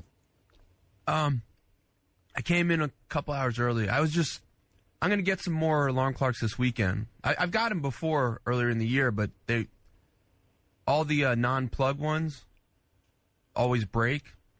Yeah, well, I don't know. I have an alarm clock. I had the same one for years. No. I have an alarm clock, but the other day I slept through it, so I'm really scared of that. So I don't want to risk it. Do you have a BlackBerry? They have a great alarm clock. Yeah, that's what I use. Yeah, it's great. But I was just so anxious about the possibility I couldn't get back to sleep, so I thought I'll just be safe and come in. All right. I mean, it seems like an overreaction to, like, just getting to work 10 minutes on time, earlier or 15 minutes. Anyway, whatever you got to do, it's fine. Supposedly, Evan almost stepped on him. Where exactly were you sleeping in the studio? Or where on the floor? I just crashed out in your chair. No, seriously, where'd you sleep? Back here. Oh, so Evan, nobody could see you. So they walk in, you could be I said hi when you walked in. Evan walked in. You know Evan. You know Evan, right? Yeah, of course. Yeah. Evan walked in and he almost stepped on Benji, which would have been funny. It's got to be startling to walk in the studio. And sometimes you think you're alone, because he's sitting down there on the floor. Yeah. Yeah, it's too much. I would give Benji a vote, but he's in lockdown 3-month punishment mode. He can't even vote. He's lost his voting privilege. Yeah, I would have let him vote. But... Hey, can I get a clarification, by the way, on the Benji punishment? Yeah. The plug, off the wrap-up show or off all shows? Off all shows. Okay, because I had taken it off of our show, and then Benji came to me this morning, and he said Howard was very specific, just the wrap-up show. No, take it off all for 3 months. Like Lindsay Lohan has to walk around with that fucking ankle bracelet. Listen, I came this close to firing Benji, and I don't want to have to do it, so I'm trying to make the punishment extra horrible so that he'll think about it. And he's been on time, and I appreciate that. And I'm sorry, Benji. I don't want to have to do this to you. It hurts me more than it hurts you. But, yeah, take all plugs away. No privileges when you're late. I didn't even know the Bang Bang show, whatever that thing is Bang Bang. Thoughts. I didn't know what it was. I thought it was somebody. Go on there. I thought it was somebody paying him for a stripper. There was a stripper plug site or something. That's what I thought it was. What was your plug for a while? What was the stripper site? Dial-A-Dancer. Dial-A-Dancer. What was that about? They were paying me to be part of their organization. Right. And what was the organization? You dial up and get girls? You could get... I mean, I'm not with it anymore, but I'm sure they still exist. It was like me and lesbian strippers at a bachelor party. Oh, so you would appear as well? I could, yeah. Yeah. We used them a couple times for the show stuff years ago. Yeah. Did you ever get booked as a result of being with them? Not a lot, but it was mostly, I mean, for exposure, to just be part of it. Right. And what happened? They stopped paying you? No, they were going to come back, but then you said I couldn't do it anymore. Well, I said you could have a plug. Or someone said I don't remember. I didn't say that. I thought I don't remember what happened with it. No, I mean I said we had to tighten up the plugs. I wasn't against people having plugs. I mean some of the plugs went on for 10 minutes. I said it sounds bad, but your plug was appropriate. But can I still have my something at the end of the show? No, absolutely not. Not for 3 months. Howard, can I explain this? I'm sorry, Benj. Can I explain what this means to him? Me, I don't know. Yeah, what does it mean? Because I didn't fully understand it until we spoke this morning, and I don't think I'm talking out of school, Benj.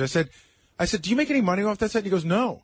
And I go, what do you get it? Because actually I haven't checked it in a while. I said, so why is the plug so important? Yeah. And he said, the plug to him is it's like a credit at the end of the show. Yeah, well, I'm taking it away. Listen, I'm doing this so I don't have to fire him. I don't want to have to fire this guy. I hate this. I mean, it's caused me absolute pain. I hate this. I just want you to come in on time. And I was at my wit's end, and I was going to fire you. Which I understand. But if you look at the record, I was really, in the last 12 months. Here we go again. Why are we having that conversation? I don't want to get into this. Because it's not going to change. Just be here in the studio on time. And you're doing it. And you don't have to be. This is crazy. He slept here last night. I mean, he's showing me. Howard, I swear I'm not doing that to. Right. I'm going to get some better clocks this weekend. I'm going to get about 20 of them and stuff. But right. Why not, yesterday, get a better clock? Is it that hard? This weekend, I thought it would have. He's going to go hunting for a clock. I have a plan for the weekend. Well, but honestly, it's hard to find ones without plugs.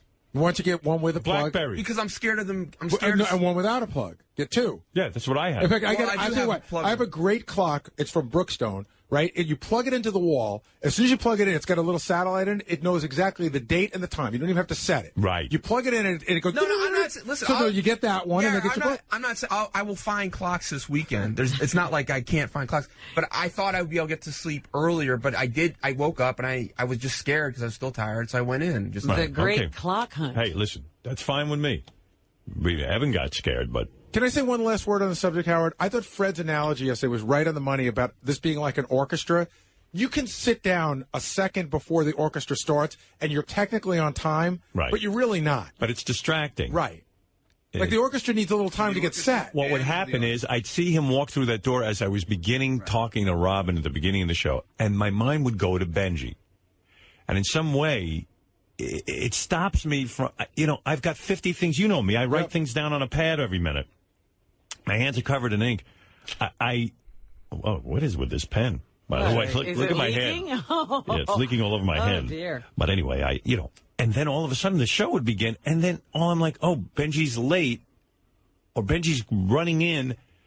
And I'm like, what was I going to talk about again? That's how my mind would go. And so... He's been on time the last 2 days, and none of that has occurred. You've been able to keep to your agenda. Yeah. That's it. So, yeah, no plugs whatsoever for 3 months. Feel terrible saying it. Believe me, I wish you were in charge. No, just it's done. Let other people manage it and don't even think about it anymore. In fact, let him count his own days. I say we call the show the Robin Quiver Show, and you handle all this. No. Remember, I was thinking about it. There was a little spell there where I was partying a little too much or doing whatever, and I was coming in late a lot. Right. And what happened? I forget. I put myself on lockdown. Right. I said, I have an announcement to make. I'm grounded. Good. The thing about the plug was... Well, you're a grown-up. Good for you. I mean, this guy's like a 3-year-old. You said this is what's going to happen. You said you said the wrap-up show. You said no plugs on the wrap-up. I wasn't aware you got a plug at the end of this show. You weren't. I was not. Okay. And then so Fred goes to Scott and says... I said, I want a clarification. I didn't say take it off. I said, does that include? Yeah, no, it does. I didn't know he had a plug at the end of the show, but I'm happy to take it away from you. No, 3 months. Yeah, stop it, Benji. I mean, listen, this is This is what is called punishment. I mean, it's crazy. He's on the verge of being fired, and all he cares about is the plug. But that's you hit him where it hurts, and that's Benji, what you needed to do. Yeah, this is good. You're upset about it, right? Yeah. Good. And you know that's what I want. This is like a guy who got like convicted of a crime or something like that, and he's bitching to the judge that he doesn't like the verdict. Yeah, he's Charlie Sheen. No, what he's saying is this wasn't in the original punishment. It's like the judge tacking on something additional. No, it wasn't. It was not part of the original punishment. I'm tacking it on. Oh, in that case, there you go. In that case, you still lose, Benji. You're not supposed to like your punishment. I'm trying to find the things he doesn't like. That's right. And anything he protests, I'm going to definitely rack up the punishment. Oh, yes, you're right, Benji. Technically, you had your plug at the end of the show. And if you kept your mouth shut, maybe you'd still have it. Well, no, Robin. Fred's fault. It was taken off without Howard asking for it to be taken off. I'm glad it's off. Anything else bothering you about the punishment? Or are you? Anything else you want to check? Do you need clarification on anything else? No. Take it away. I don't like that. Listen, I hate ever being late. I'm embarrassed by it. Sure but you are. You don't think so? No, I don't. I think if you were embarrassed, it's the same thing. You like would have never gotten to this point. Remember when people were just putting your name in the same word as herpes, and you put a stop to that. If you were really embarrassed about being late, you never would be late. Trust me. And you wouldn't be arguing about trust me, you would never be late. Let me. Would it embarrass you to put your dick in a guy's ass? Yeah. Right. It's never going to happen, right? Because it's embarrassing, and you have no desire to have that in your life. There's nothing that you do that you don't intend to do. But the thing that I was saying is... That's right. Huh? I'm controlling of my own fate. I accept full responsibility for my actions. You don't in your if something embarrasses me, I stop it. In your personal life, do you ever get angry when you don't intend to? Sure.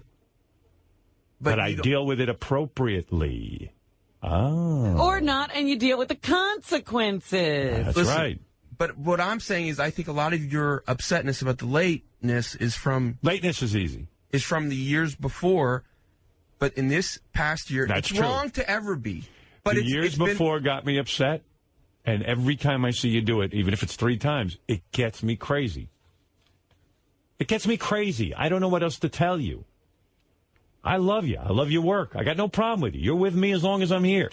And it's hard to forget the history. It's like you're right, Benji. If it were only 3 times this past year, then probably wouldn't be such a big deal. It is, Fred. Look at the past year. Well, who's going to go back and look at the past year? Where do I look at that? If it were just this year. Benji, where do I look up? On the attendance sheet. Oh, that's right. I take Benji. Benji, not here. Benji, you say, look at what? What am I supposed to look at to know if you have been late 3 times? It appears to me you've been late a lot more than 3 times. But where should I look this up if you're late? Now, a lot of times I don't acknowledge it. So where would I look this up? Tell me where to look it up. You keep saying look it up. Is there a time clock? There should punch be a card. Where is there a place to look it up? We do check in when we get here. Where? Electronically. Yeah, we do, Gary. What? The only guy who... You want me to go back and get the tape for the last year and time you walking in? No, I'm not making... Why don't we waste more fucking man hours on this? What is it, Ron? Well, that's the only way to find out. We got to go back and go through the computer that takes the time card. Right. It sits. The time and the but date. the time card is downstairs. No. We have when we hit that thing outside the door here to get into the compound. Right. It registers on a computer, and we can find out. But now, we what gotta time go back would that a year. be? In other words, sometimes I start the show at 6. Sometimes I start at 5:59. Doesn't matter. It works 24 hours. So let's say he shows up at 5:58. Would you say he was late? Yes. Yeah. Yes. Exactly. He's late He would say he wasn't, Howard. As far as I'm concerned, and I'm not trying to badmouth him because he thinks I'm trying to badmouth him all the time. Right. Nobody is. As far as I'm concerned, he's late every day. Right. That's right. Okay? Yes, I agree. The bottom line. That's exactly how I feel. That's why I took drastic measures, and that's why I was firing him. And I keep telling him that. I talked to him off air. I said, Benji, he doesn't listen. I'm sorry. But as far as I'm concerned, he's late every day. Right. I've told that to everybody here. Right. And the last 2 days, he's been on time. Right. Well, he's been sleeping here. Right. Well, it's fine with me. Yeah. By the way, I'm having a get-together this weekend over here, if anyone wants to. Laugh it up. While Rome burns. Go check. You really want us to check that thing? I'll check it. I bet you'll be upset. I bet you it ain't going to work in your favor. If I was you, I'd just take my punishment and not have us check anything. I don't even know why there's an argument about this. I really don't understand it. He knows what I'm talking about. He knows what I'm talking about. What's going on? What's going on? No, some people are screaming. No, those are the voices in your head yelling at you to grow up. Yeah, okay, thank you. All right, thank you. Enough, Benji. I apologize if that went on too long. But he doesn't get it. All right, I had a bunch of things to play for you, but Benji takes up a lot of my time. Robin, hold on to your hat. There's a lot to do. Right, and by the way, you will not be hearing Benji's plug for 3 months. So that's that. All right, we'll be back right after these words. Bob and Philly, you're on the wrap-up show. Hey, boys, morning. I have one question. If Benji wasn't allowed to vote, apparently, but if he would, anyone know what he was going to vote, or did anyone talk to him about it? Not a clue. Don't know. I never know what Benji's going to say or think, which is one of the fun things about having him and one of the pains in the ass about having him. I have no idea what he was thinking. Did you guys think this morning might have actually changed Benji? Do you think he's realizing now what's going on and is sort of woken up to Howard being pissed off? No, because he still wanted to fight that fight about how he is not late and he's being unfairly treated. Right to the bitter end. Yeah, he doesn't get it. You know what they say? People, you either get it or you don't get it. He just does not get it, man. He doesn't think he did anything wrong, and he's sticking to it. And, the way this whole thing opened up today, and I'm glad, I wanted to bring it up on the air because I thought it was a good discussion, but Benji came to me in the morning and he said, listen, here's how it started. Scott the engineer came to me and he said, should I take Benji's plug out of the regular plugs? And I said yes because I generally thought that's what the penalty was. I thought Howard said no more plugs. So I said yes, and I guess I was wrong about that. But what happened was Benji came to me today, and I heard he was giving Scott a hard time yesterday. Huh? Yeah, I walked past the hall, and I heard Benji arguing with him yesterday about, no one should have told you to take my plug out. Howard was very specific about the wrap-up show. Right. So he grabbed me, and he said, listen, my plug was taken out. Howard was very specific about the wrap-up show only, which I'm not even sure I heard it that way. So I wrote a little note to myself, but when it came up on the air this morning, I asked it on the air, and Howard answered it pretty quickly. And Benji actually got Scott Salem riled up? I mean, Scott hasn't been riled up in years. No, Scott didn't get riled up. I think he just busted his balls. It was more Benji that was riled up. Yeah, I was sympathetic to Benji at first a little bit. And then when Howard talked about today how, when that whole herpes thing came up and Benji really wanted to put a stop to it, he did. Yeah. So it's clear Benji can do something if he wants.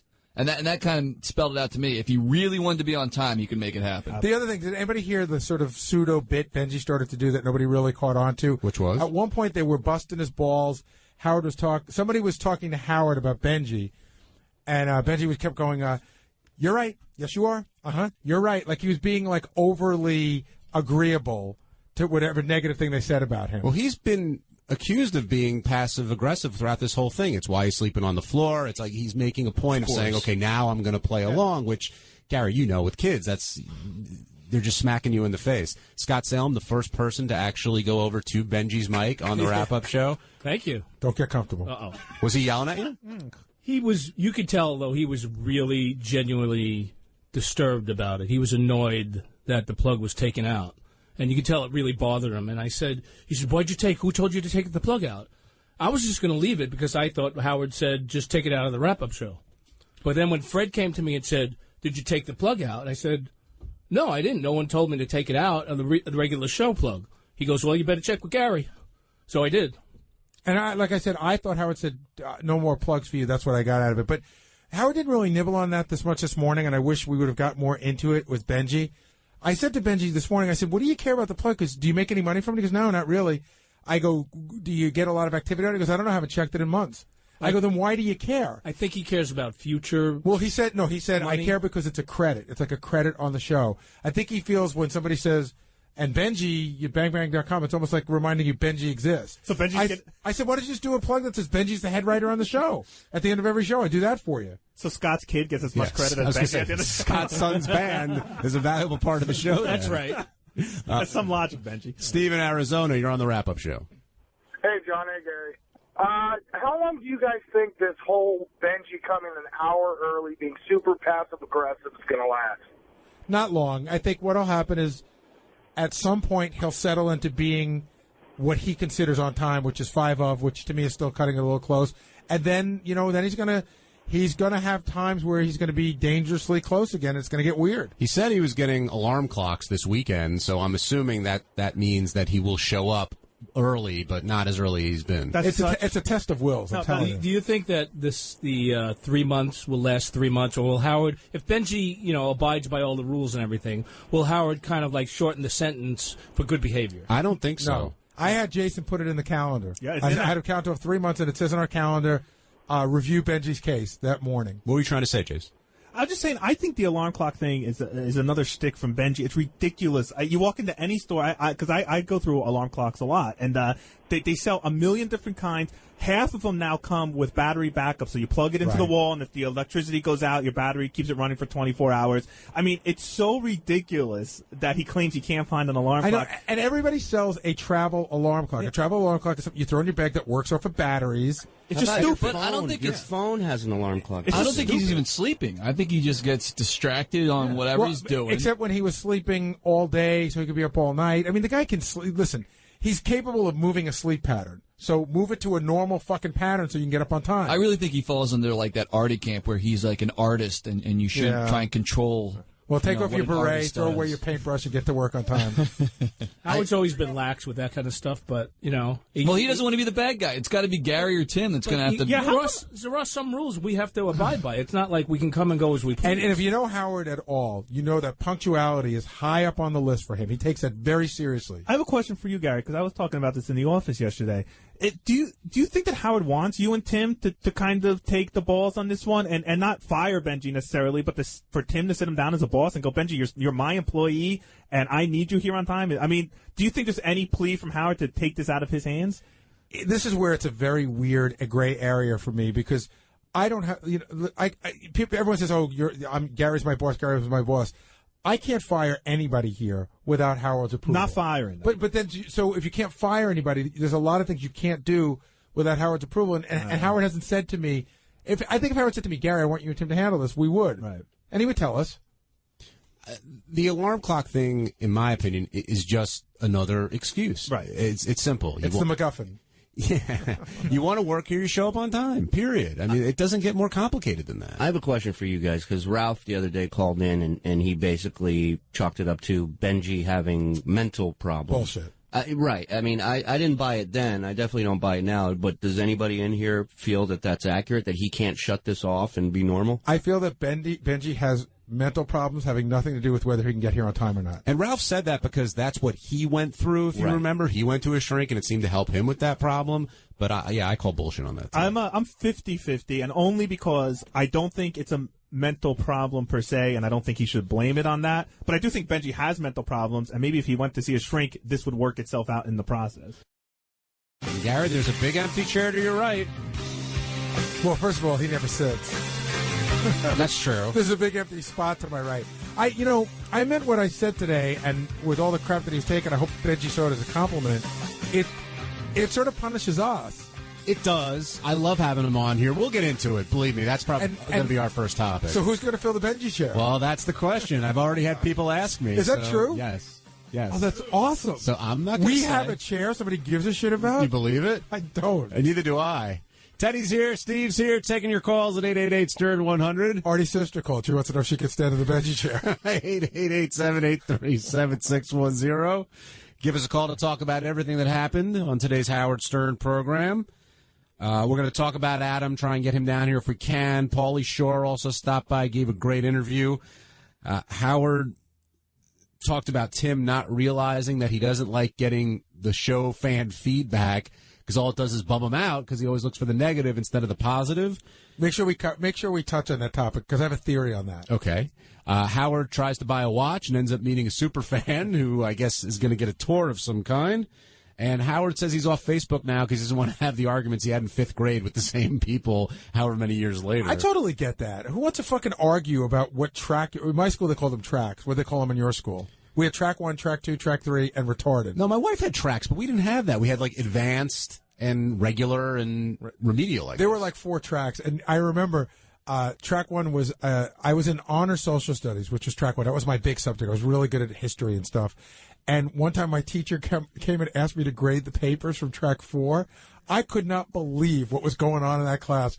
One of the questions, my buddy and I still laugh about it, was multiple choice. A person who robs somebody on the sea is called A, a pirate, B, a robber, C, a bandit. It was like ridiculous. So I can understand why Howard would be irritated that somebody, thought he was in a lower track. Yeah, and Howard also told a story about Beth looking with a bag that broke open and a big black dildo came out, which he never told before. See, I thought I'd heard that story because I remember getting the email to get the bag together. I remember Howard saying, somebody called me like, hey, this is for a friend, and I remember Tracy and I put this bag together. But as great as Adam was sitting in, and we will talk about him, and of course Pauly Shore and what's going on in his life, we got to talk about Benji. We'll miss him here however long. I guess 3 months is the punishment right now. But it's going to be the summerless Benji. This has happened many times before. I know Benji says only 3, and that's a separate issue. A lot of people are really pissed off at Benji, trying to throw basically the whole office under the bus, saying that other people come in late. I know he went after Robin a little bit there. Which, by the way, I totally disagree with. Robin has been late, but she's not chronically late. And, sometimes Robin's here, and she doesn't get in for the beginning of the show. She's here, she's set, she's ready to go. She might be in the bathroom or something. That's not the same thing. Well, that, I think, is exactly what Benji was referring to. When the show starts, whenever, Fred says Howard's on and we walk out of there, sometimes Robin isn't in her booth as of yet, but she's been there for a half an hour, whereas Benji is literally walking in to start his day. Right. And do you see it as a sign of disrespect to Howard and the show, or can you divorce the two of them? No, I don't think Benji's going out of his way, but it's a sign of disrespect. And this has long since stopped being about being on time. He's painted Howard. Howard's like, you're disrespecting me. I'm asking you to be here on time. That conversation's been had several times. So when Benji doesn't do it, it's not about whether the show can live without Benji for a minute or two. It's not about whether Benji walks in and creates a disruption. It's about Benji saying to his boss, I don't give a shit.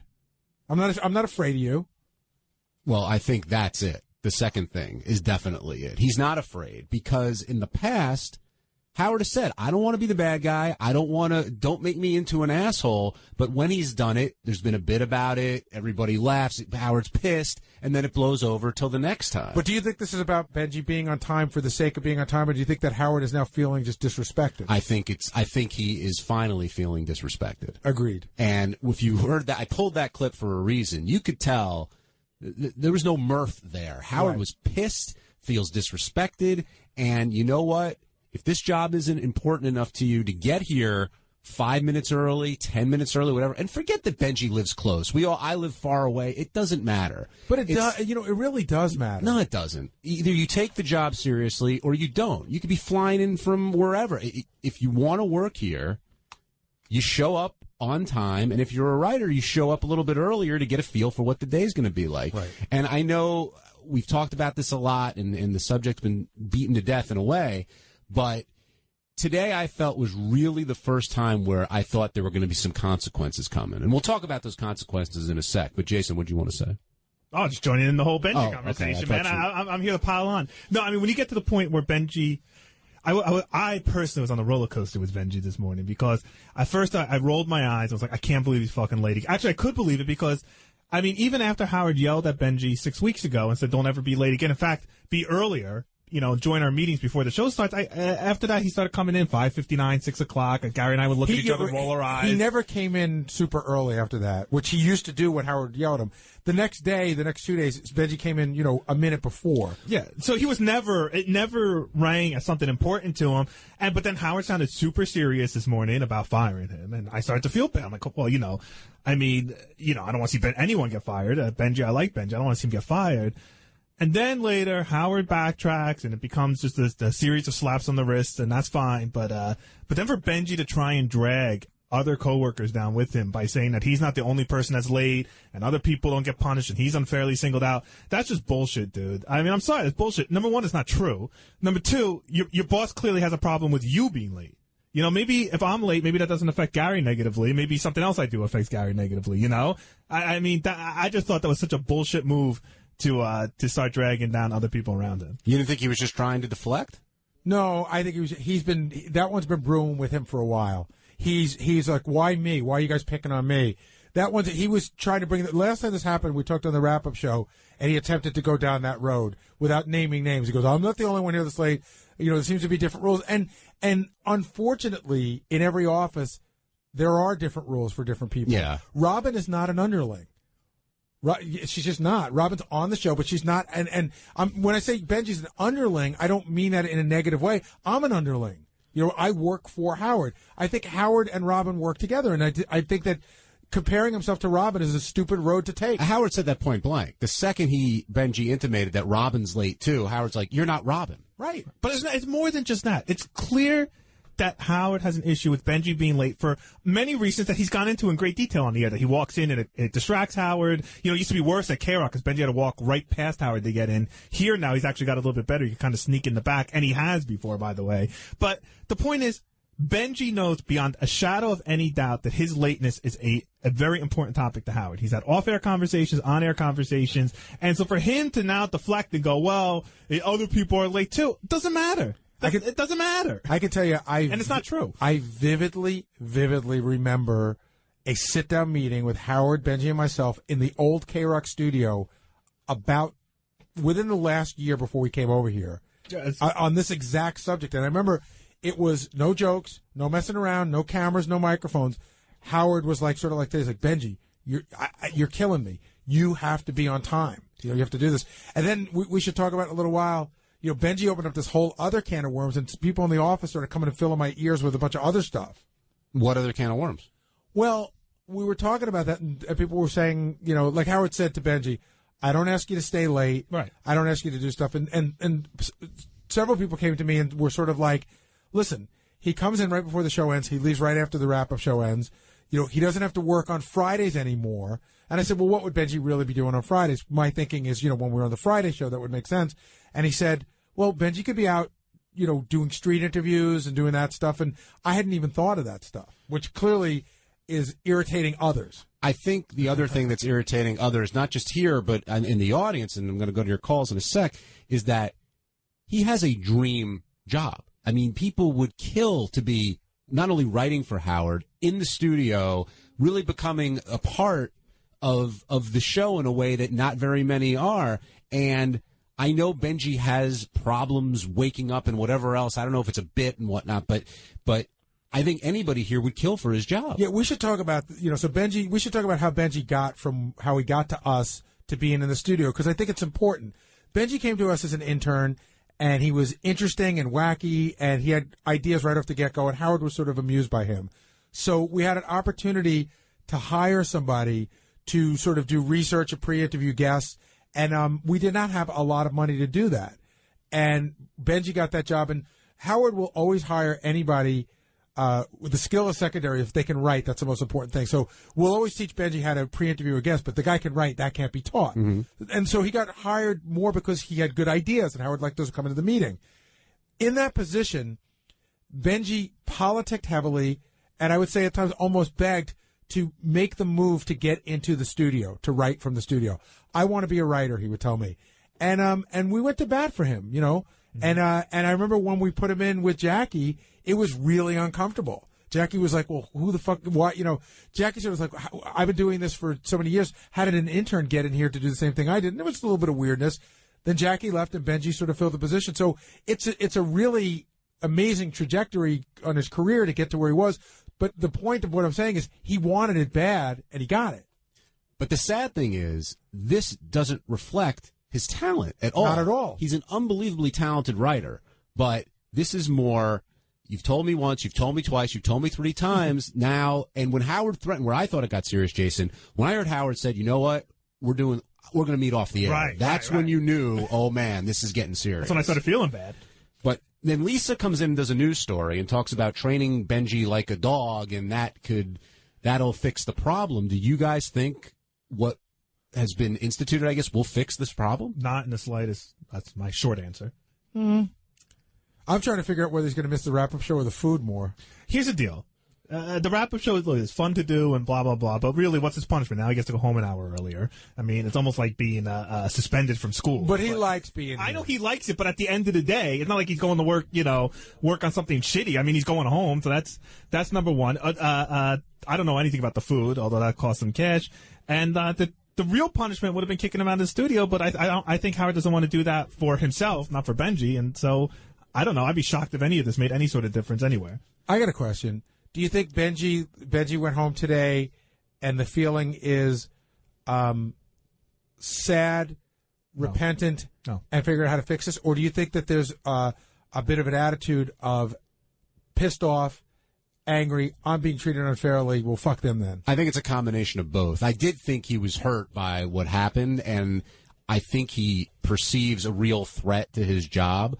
But the second is absolutely true. He feels like he's being singled out a little bit, and why me? Yeah, I don't know why he keeps like sort of giving Howard this giant opening to fire him. It was like, you want me to leave? Well, that's the other thing. He didn't even seem to fight for his job. I put myself in the same position. I would have been shitting my pants if I had that conversation with Howard this morning. But then later in the show, he's just like so cavalier about his job. He's like, fire me, don't fire me, that's your decision.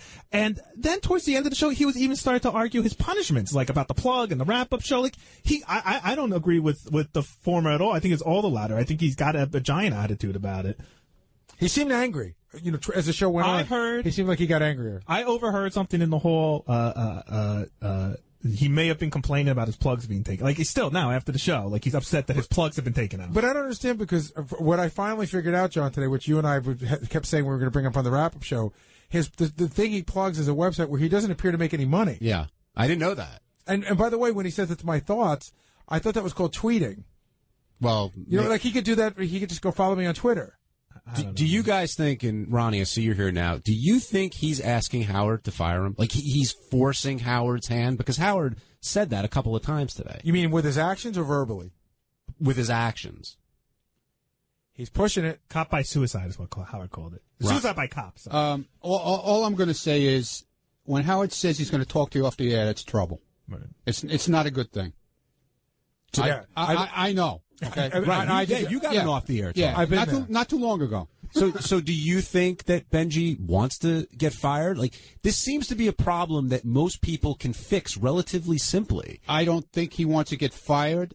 I think it's a mental thing, and I really do believe that. I'm not joking around. I think he's got major issues in his head about getting to work for some reason. He's the closest person here that lives closest to here.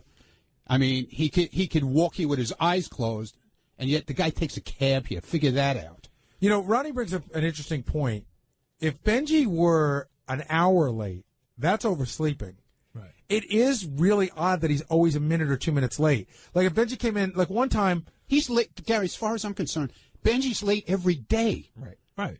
There was one time where I woke up at 7 o'clock, and I walked in here at 8 o'clock, and everybody was like, it was so insanely off the map, like they weren't even mad. That happens. That's genuine oversleeping. And there's also, like, he's a minute or two late, so it's not. Showing up at 6:04 is worse in a way. Well, but it's not oversleeping. It seems like something bigger. It's more, too, because, listen, you've been late before, but not in the way that Benji's been late. Like, you call me, holy shit, there's an accident on the road, or you'll even say, I overslept 5 minutes, I'm in the car. I'm like, we always know where you are, when you're going to get there, what the reason you're not and I have late. And I have a plan in place. And right, and Benji, you're like, get this done. And it's just like, but Ben, and I'm sorry, I really don't like piling on Benji because I like him as a friend, but Ronnie's right, man. Even him showing up at 5:59 is late. I mean, him showing up at 6 o'clock is late. Everybody's here. The last person in here is here at 5:45. Right. That's the last person in here. But bottom line, and being any later than that, you're late. I'm sorry. It's crazy. I mean, if I have to get up at 3:15 in the morning to be here, he could get up at 5:45 and still be here on time. Yeah. And Jason, we're not piling on. I wish Benji was right over there right now. I do. I like when he's on the show. I said it in the studio this morning. He thinks I dislike him. I try to talk to him off the air and trying to say to him, listen, dude, what are you doing? Get here at 5 to 6. I mean, I know Howard would rather have him here for like when you guys, he comes in and Howard comes in and everybody goes in and talks about what's going to go on. I know he'd rather have him here then. But at least if he got here before the music of the show starts to play when it's starting, he would be happy with that right now. And he can't even give him that. And he doesn't try. I mean, that's really the thing. He doesn't try. There's no attempt made. 6 weeks ago after Howard yelled at him and said, hey, why don't you come in 15 minutes earlier than you are coming in for the writing meeting and stuff? It doesn't even attempt it. Ronnie, do you think he does this because part of him deep down thinks that there's not going to be any real consequences? To me, a little bit. I always say it to him because what it used to be, his whole thing was he would barrel in the front door here and practically knock people over, which was getting totally ridiculous. And we went through that whole deal. One morning he almost knocked Tony down as she was going out the door. Right. Okay? So we went through that whole deal. Howard said to him, no, it's got to stop. It's got to stop. Well, this morning he came in like a raging bull again. And I just don't get it with him. But again, it may be one of the situations like a child and a parent. You can threaten and you can talk about it and you can take it, but ultimately they won't stop until. All right, so start taking things away like you do with a little kid. What are you going to do? Put him outside. Let him work. Let him work outside the studio. I think if you put him outside, I think that he might leave. And I'm not saying that he should, but that's how he was acting. Like, if you put me outside, that's not he keeps saying these weird things like, well, that's not the job I signed up for, or do what you want, but that doesn't mean I have to do it, or I don't know. So he kept saying that, Howard, you hired me, so you can do whatever you want.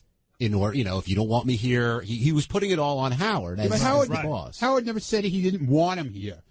The way I feel about it, by the crap he's doing, he's totally disrespecting Howard's authority as being the guy who runs this show.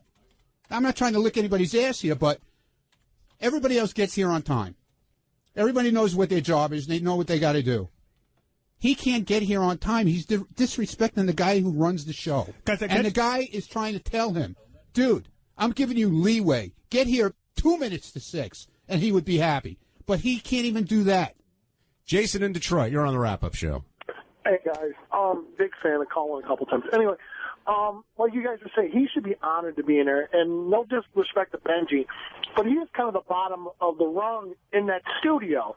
I mean, Fred and Robin have been with him for the longest, so I would just expect a guy who's, kind of earning his chops to show up and be more motivated, and this is suggested if he messes up again, it's got to go. I think I just want to know who you think would take his replacement. I would think a guy like Shirley would be perfect. It's hard to say.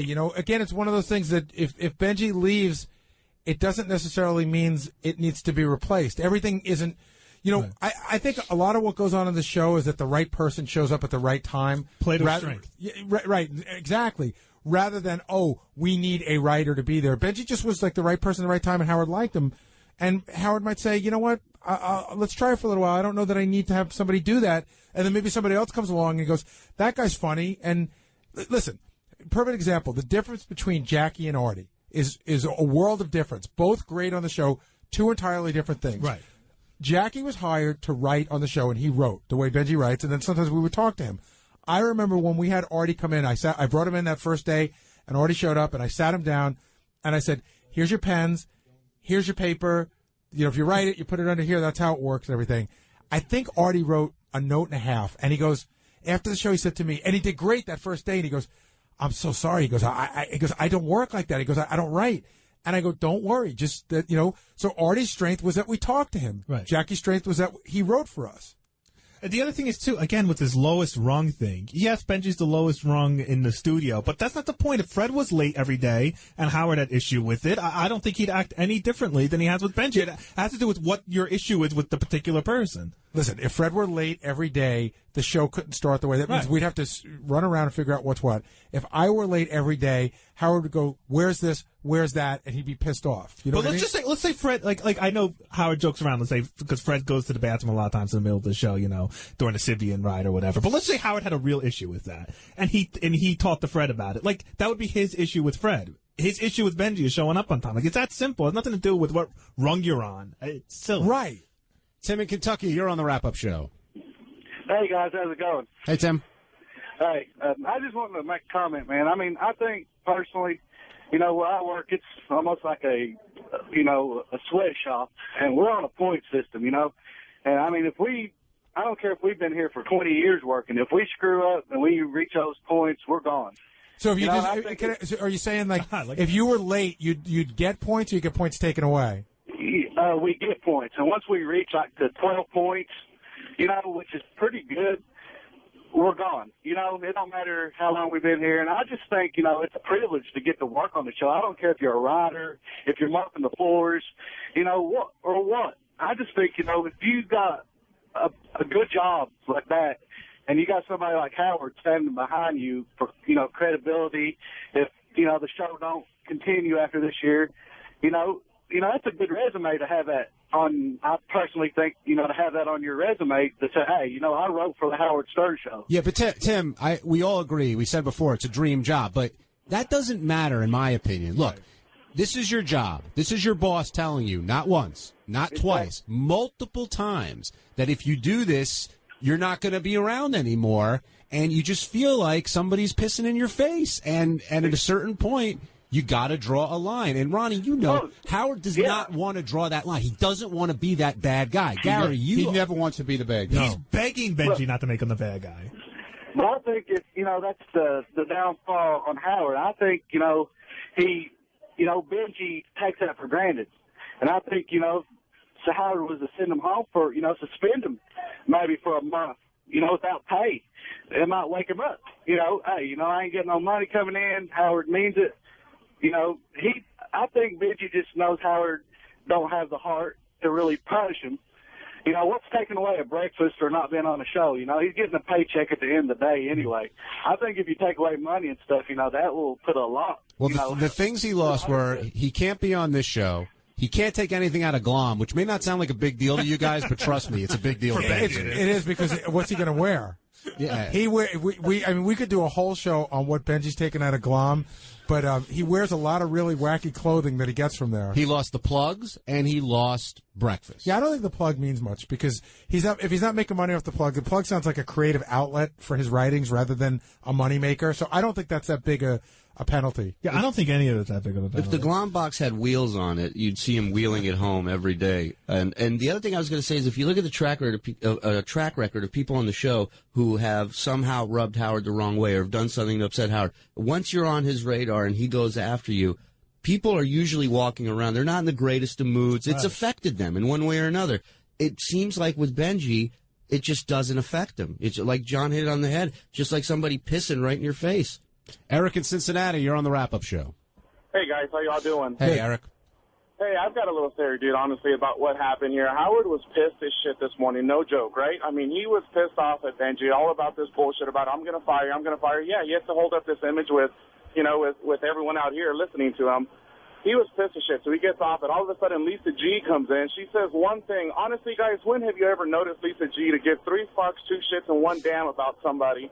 For her to come in, then all of a sudden Howard makes a 180 on this. Seriously, no joke. I mean, I think honestly Howard was sitting at his little desk. He sent her a little text message or an email or something. Hey, help me out here. Help me save this guy's job. Okay. Eric, I'm going to help you out right here. It's an interesting theory, but it has absolutely no validity to it. I don't think Howard has Lisa's text message. He might have her email, but Howard would have to have email during a commercial. I know that just didn't happen, but it's an interesting, funny theory. Give Lisa. Yeah, you go to commercial, and then you come back, and then boom. Right, Hey, but okay, when Benji, you still got your job. My bad, player. Okay, but I'm going to tell you, Eric, Howard went to commercial, at which point Will and I talked to him the entire commercial break, and I never saw him touching his phone or his BlackBerry. And Howard doesn't know what Lisa's coming in to read. Right, he has no idea. He has no clue. Well, as a listener, that's what it came off of. Everybody out there listening in Serious Land is trying to figure out, what the hell just happened? Howard Stern's got these balls dragging on the floor, and the next thing you know, you've got them tucked in there. No, it's not like, joke. I think what happened was, again, Howard doesn't want to be the bad guy, and when Lisa came in with that idea, Howard's like, okay, maybe I'll handle this in a more humane way. Sir, I can assure you we are not that organized. Right. And there's no way he wanted to fire him. He didn't really. He doesn't want to fire him. He doesn't. I hope. I don't know. But do you think he's going to be forced to at this point? I don't know. He's got his back up against the wall now. I have a question for the. He's going to have to maybe be the bad guy this time. A question for the parents in the room, since I don't have kids. What happens when you tell your kid they're going to be punished for something, and then you don't punish them? They'll do it again. They'll do it again. Like 5 seconds later. I mean, no offense. It's as simple as that. I mean, it really is that simple. Have you, John, have you ever taken something away from your kids and had it have an effect? Guitar Hero, he put it in his room. Yeah, but I'm guilty of, if you do this again, I'm gonna. Yeah, me too. And then you don't have the gonna. But ultimately, I'll tell you the truth. One time, one of my kids stopped. They kept forgetting to bring in a quiz or a signed thing at school, and we're like, okay, if you do it one more time, we're not going to bring it in the next time.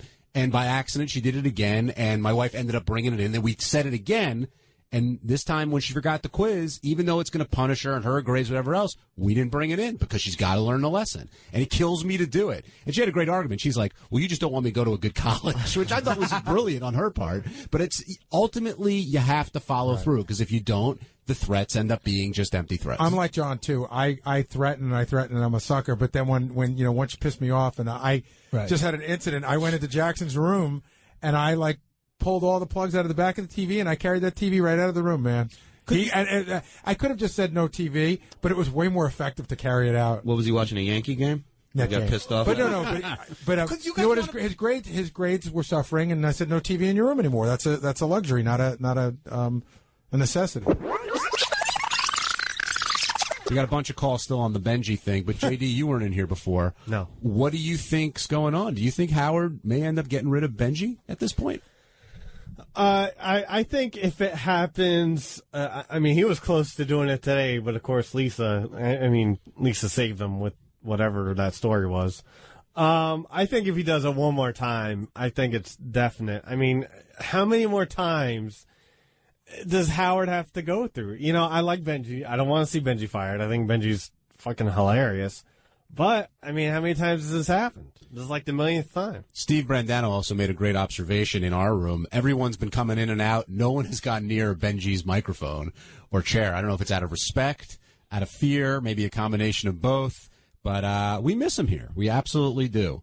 It's been, half an hour already. Ralph Sorella, you're on the wrap-up show. Maybe it's just because his microphone's in a weird position over there. He wants to go to that anyway. Well, it's in the first when you walk in. It's the first mic you can get to. But anyway, I know you have theories here, Rob. I have several thoughts, so I'll just reel them out. First of all, the worst thing he did was not do this yesterday when it was an hour-and-a-half wrap-up show.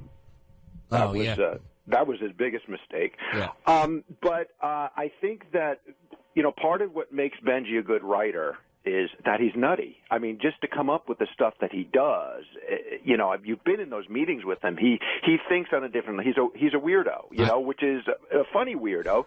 So it's part of the package, and you either accept that or move on. He has a mental problem with getting in early. I used to have that problem where I'd run late and cut it close and get some sort of thrill out of it. And he needs to talk to a shrink about it because it's a problem for him. Is that how you fixed your problem? I did. I talked to the shrink. Yeah, I mean, it was just one of the several things we were talking about. But, at the end of the day, it's sort of a importance thing. Like, you're so important that you can't be on time. It's an ego sort of thing. And that Benji's got issues with that. He feels weird, down on himself, I think, on some of that stuff. So I think that it's, it's noticed me. He really needs to talk to a shrink because it is affecting his work. And, you guys are talking about pissing in your face and stuff like that. And, again, at the end of the day, it's incumbent upon Howard to fire him. I mean, Howard sort of got to either accept it and say, yeah, this is okay, or it's not okay. So, he is to blame, Howard is. I mean, you can't let him get away with it, right? I don't know if he's fully to blame. I mean, Benji... Well, how not? He's the guy who can fire Benji. Ultimately, the responsibility does fall on Howard. He's the one who can give the axe or not give the axe. Yeah. And this is a history. You said, talk about K-Rock. There was a meeting with Benji and all this happened. Yeah, but... It's not like it just... all of a sudden happened out of thin air, But follow through on that thought. If Howard, let's say, okay, Benji's gone, he loses a great writer, right. Huge talent to the show. In a way, he's punishing himself and his product by getting rid of Benji, and I think that's really what he has to deal with here. So then don't complain about it. Benji shows up a few minutes late. Howard's going to make a decision of, A, this is okay with me, or it's not okay with me. You can't kind of have it both ways and say, oh, I wanted me here on time, but I wanted to do this. He obviously can't get there on time. He doesn't ever get there on time. So, I mean, whose fault is this now at this point? It's Howard's fault. He's got to say, hey, it's no big deal. If Benji rolls in a couple minutes late, it doesn't bother me, or it does bother me and he's out, and I'm sorry, I'm going to lose a great writer, Well, like you said, Ralph, I mean, you went to a shrink to fix your problem. I know when we have Geek Time like we have it this Saturday, you're not going to show up late. Wow, that was a smooth one. Smooth transition. Wow. No, it was something in me, like, even as a little kid, I loved being late. Like, I get a charge out of it. I get some sort of excitement. Why? Because you're noticed? Because you're so important that you don't have to be on time? Well, I don't think as a 5-year-old, I used to wait for the bus. Like, we had 2 bells that rang. This is in grade school. 2 bells rang. One bell was like, you're late. The second bell is, you're totally fucked, and the bus is pulling out.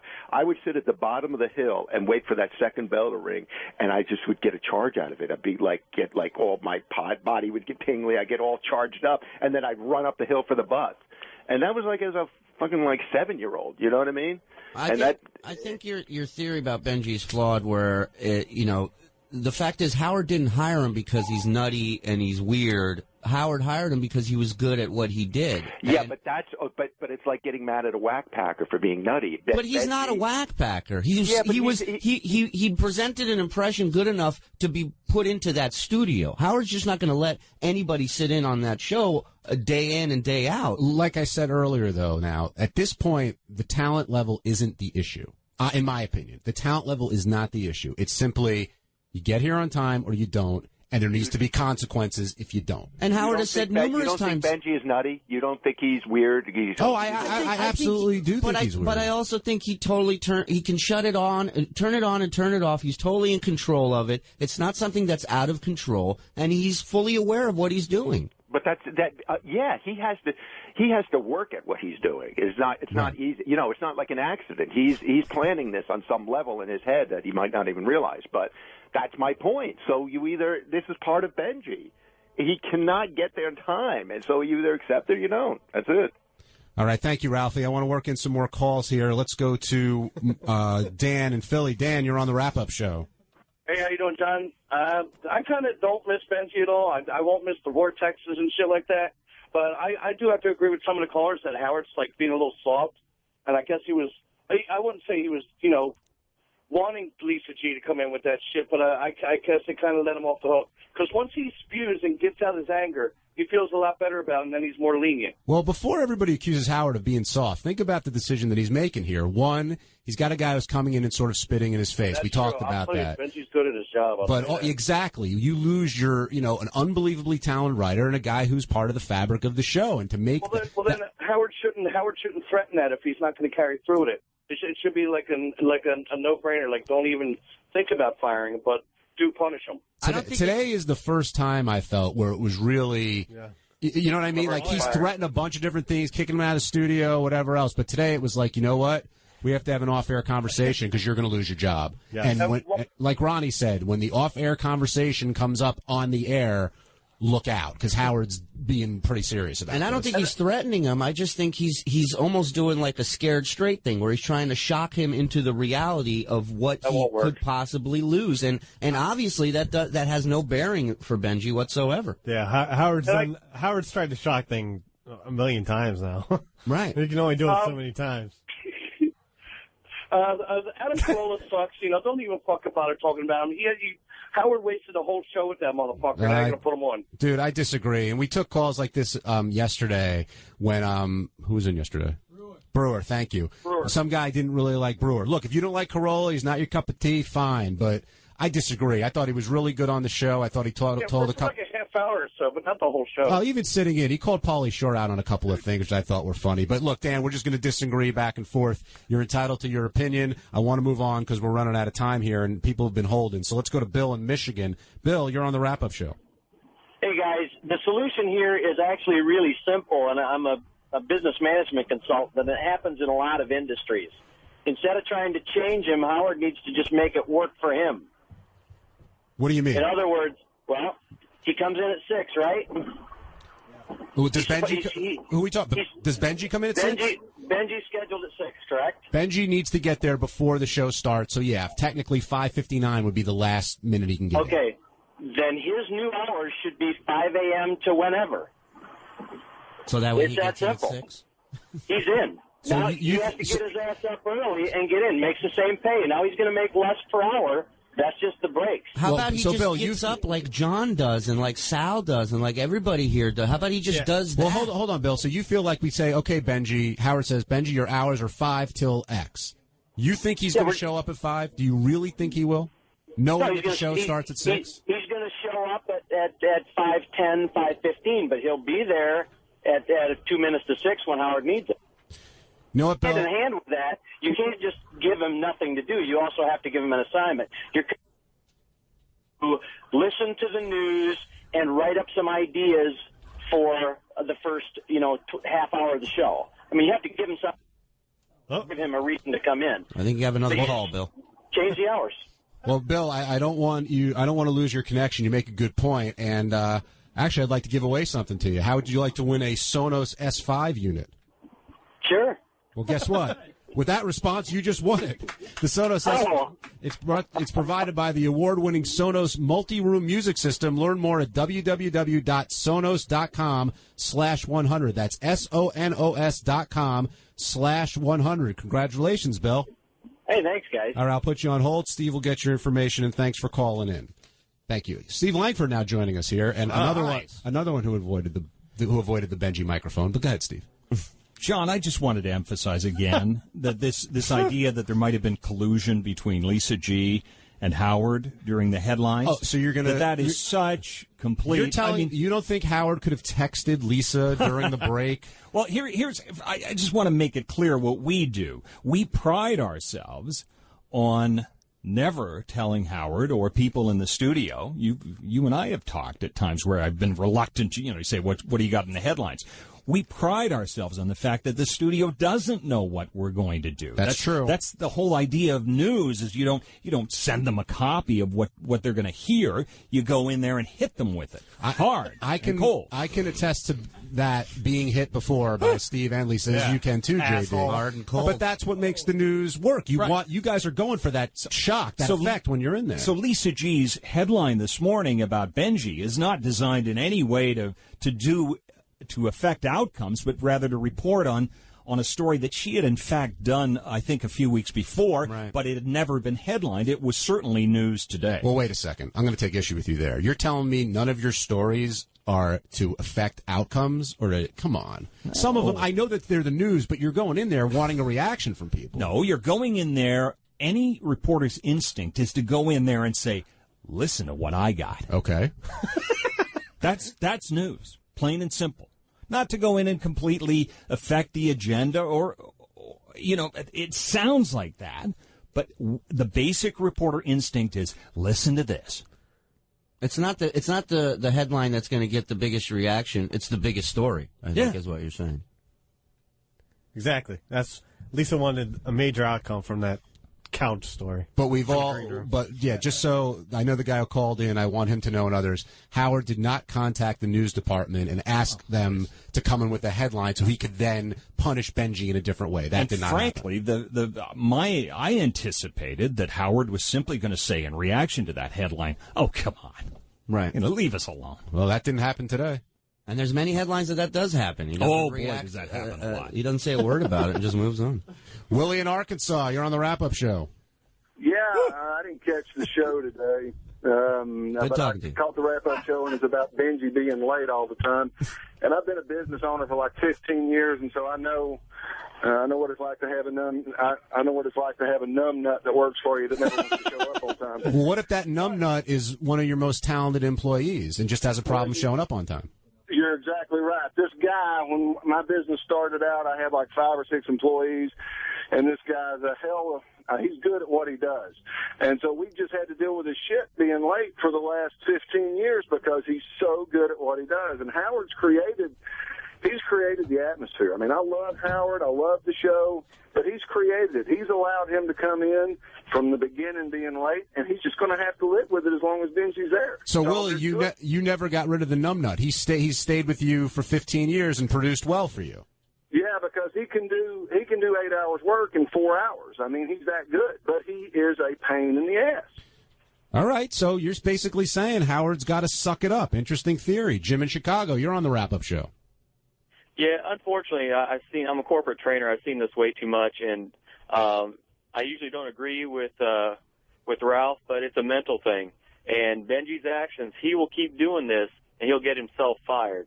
It's usually a couple things. One, because he's either selfish or his life is so mixed up, it's not very organized that he just keeps doing it to himself and he doesn't know it. So his actions will eventually get himself changed unless he gets help mentally. You're telling me that the guy who's worn the Soul Plane hockey jersey for 4 years has his life mixed up? Is that what you're trying to sell me? So, Jim, what do you think Howard should do? Well, it's up to Howard. If he doesn't get Benji help mentally through going to see a psych, I mean, he's going to get himself fired. And Howard's not going to have a choice but to fire him. So if he puts up with it, I'm sorry, he's going to keep getting disappointed. I'm sorry, go ahead. No, I was going to say, so do you think the answer is Benji should go see a shrink? Absolutely. All right, that is sort of what Ralph was saying, and Ralph did see a shrink for it and ended up working out okay for him. Well, this is a big story for Lisa G. He's not even on time for the wrap-up show. Back for the first time in 3 months on the wrap-up show. Pretzels you need. The great Benji Bronk. Benji's back. He's right on time. Always running to the studio 69. Oh, my God. You guys have never done production before? You did production for Benji? Tim said to me yesterday. What was that? I was running to the bathroom, and John goes, Benji coming back tomorrow. And Tim goes, you want me to produce a jingle? And I said, sure. But, nobody played it for me. I didn't know. I never heard it before. I still didn't. Can we hear it again? Yeah, I didn't hear it. Oh, really? John Hine made this. Benji's back. He's right on time. Always running to Studio 69. Yeah. I think John Kerber made that. Yeah. Welcome back, Benji. Thanks. Glad you're back. Thank you. Now, what were you doing during all this free time, I guess you had, not being on the wrap-up show? Nothing, nothing particular. Nothing. My life hasn't changed a lot. I've gone through a lot of sad times. I've been crying a lot lately. Why? Just but not about the wrap-up show. It's just life stuff. Worrying about things. Worrying about future. I don't think. I mean, it could be the Howard's contract, and it could bring that up. But that doesn't affect me, at least consciously, that I'm aware of. But just thinking about death and all that kind of stuff. Oh my God! There's a ways to go, Benj. Right. Are you dating, by the way? Yeah. Anybody on a regular basis, or just several people at once? I'm dating on a regular basis. Someone. Yeah, but just dating. You know what I mean? I really miss Benji being in here because. Yeah, but I asked 10 I'm not good at direct answers. questions. I know that. So why do we even start with that? Let's just talk about stuff. Because that's what we do. All right, and cool. What I miss is you take an angle that nobody else takes on a lot of different topics, and I'm glad you're back. So congratulations.